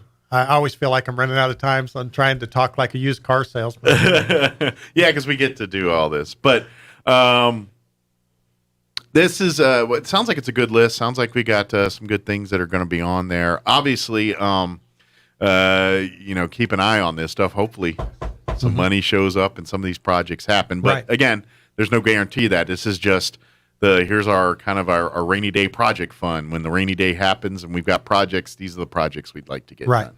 And that's really, in a nutshell, what's going on there. So, well, good deal. Is there any other county business we want to make sure we let folks know about before we go? Well, like I say, we approved a lot of contracts, just kind of housekeeping stuff, to make sure that funding went where it needed to go, and we accepted funding on other people's behalf, and we distributed funding that needs to go where it needs to go. Sure. We also did a couple of leases, a lease for a Volvo L120 front end loader for the road department. Okay. And they said that they really needed that piece of equipment, and the one that they had leased previously was about $4,000 a month. This one is less than $2,000 a month. That sounds like a savings. So, our guys are always, honing what they can do and Sure. how they can make things work. Of course, we have to have good equipment that's going to be there when we need it, not broken down. You Sure. can't buy the cheap stuff. At the same time, we can shop around and see if we can find something that's better for our use. The last loader was pretty big. This one's slightly smaller, but the price is a whole bunch better. I know it's not popular, but sometimes governments do shop on during sales and bargains and things like that. Speaking of the road department, I want to do a kind of a shout out for them. They've been just running left and right for the last, say, 45, 50 days with, putting up barriers to keep people from crossing floodwaters, fixing washouts in roads. It's been raining, which brings out mosquitoes. The vector control's been working really hard. Of course, we've already talked about the trash situation, the hauling of garbage, as far as we've had to, and coordinating with the city on the rest of it. Mm-hmm. Those guys have just been really doing an excellent job. And yesterday they brought up the fact that they had gone out and bought weed eaters. These are the heavy equipment operators of the county, the road department guys. They went out and bought weed eaters because there are so many intersections where the pigweed has grown taller than people's cars. It's getting very difficult. So they're actually sending people out with weed eaters just to clear the intersections until at the stop signs, so until the mower crews can get out there and mow the ditches, because the mower crews are working overtime trying to cut the weeds Catch down. up. But they actually are going out doing those corners. So coming soon to a corner near you, Chaves County Road Department. Well, that's great to clear to those see. weeds. And it's great to see they're, again, all working together, help each other out. Well, they reacted to a situation and changed their SOPs to make it work.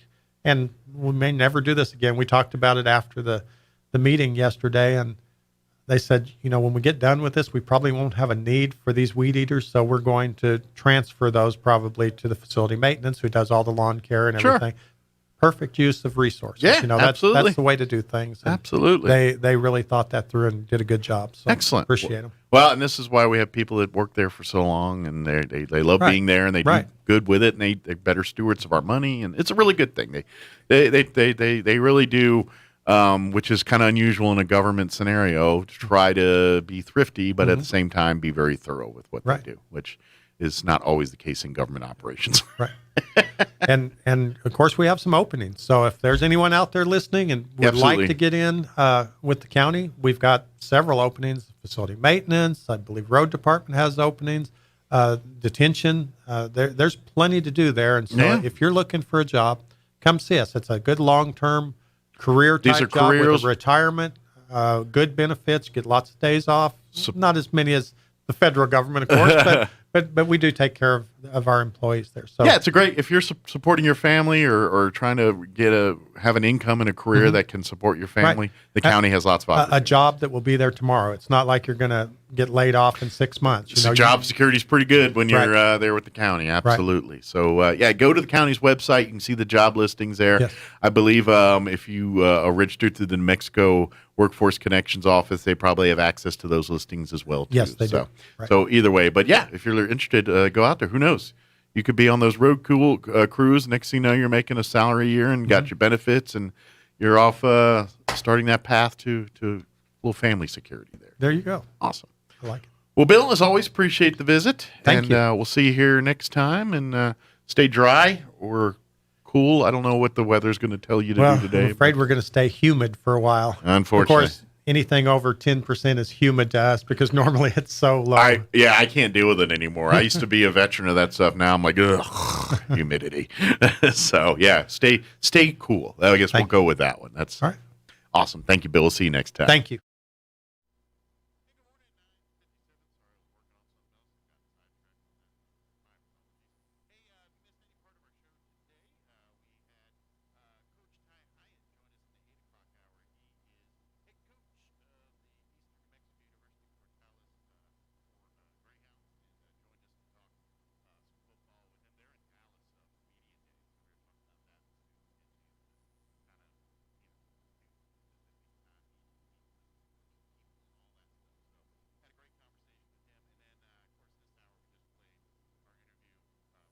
Did I have the wrong thing on? I did. I was doing things in the other, so I was talking to myself there for a little bit. If you missed any part of our interviews here with, we had Coach Ty Hyatt in the 8 o'clock hour. He head coach of the Portales, or Eastern New Mexico University Portales Greyhounds, and we chatted. Like I said, they're in Dallas talking. They got like media day going on, so we chat with him a little bit about that, and just talk a little bit about the season. We'll check in more with the coach as the season goes on. And of course, this hour we replayed our interview we had with Bill Williams.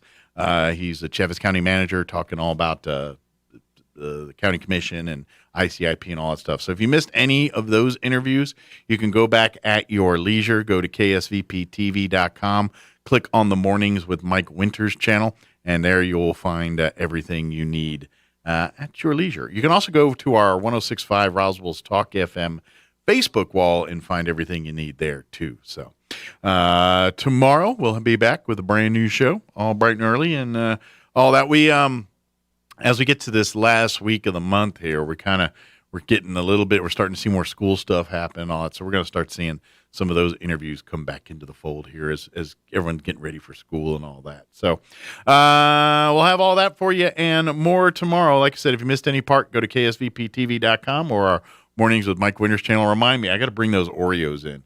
I found them earlier at the beginning of the show. I was talking about it. They're salted caramel chocolate brownie M&Ms, or not M&Ms, Oreos, and I'm down with them. So I got to bring those in. We'll try them later this week too. All right, that's going to do it for us. Have an awesome day. Thanks for allowing us to be a part of it. We will talk to you bright and early, 7 a.m. tomorrow. You're listening to 106.5 Roswell's Talk FM, KEND, Roswell, New Mexico.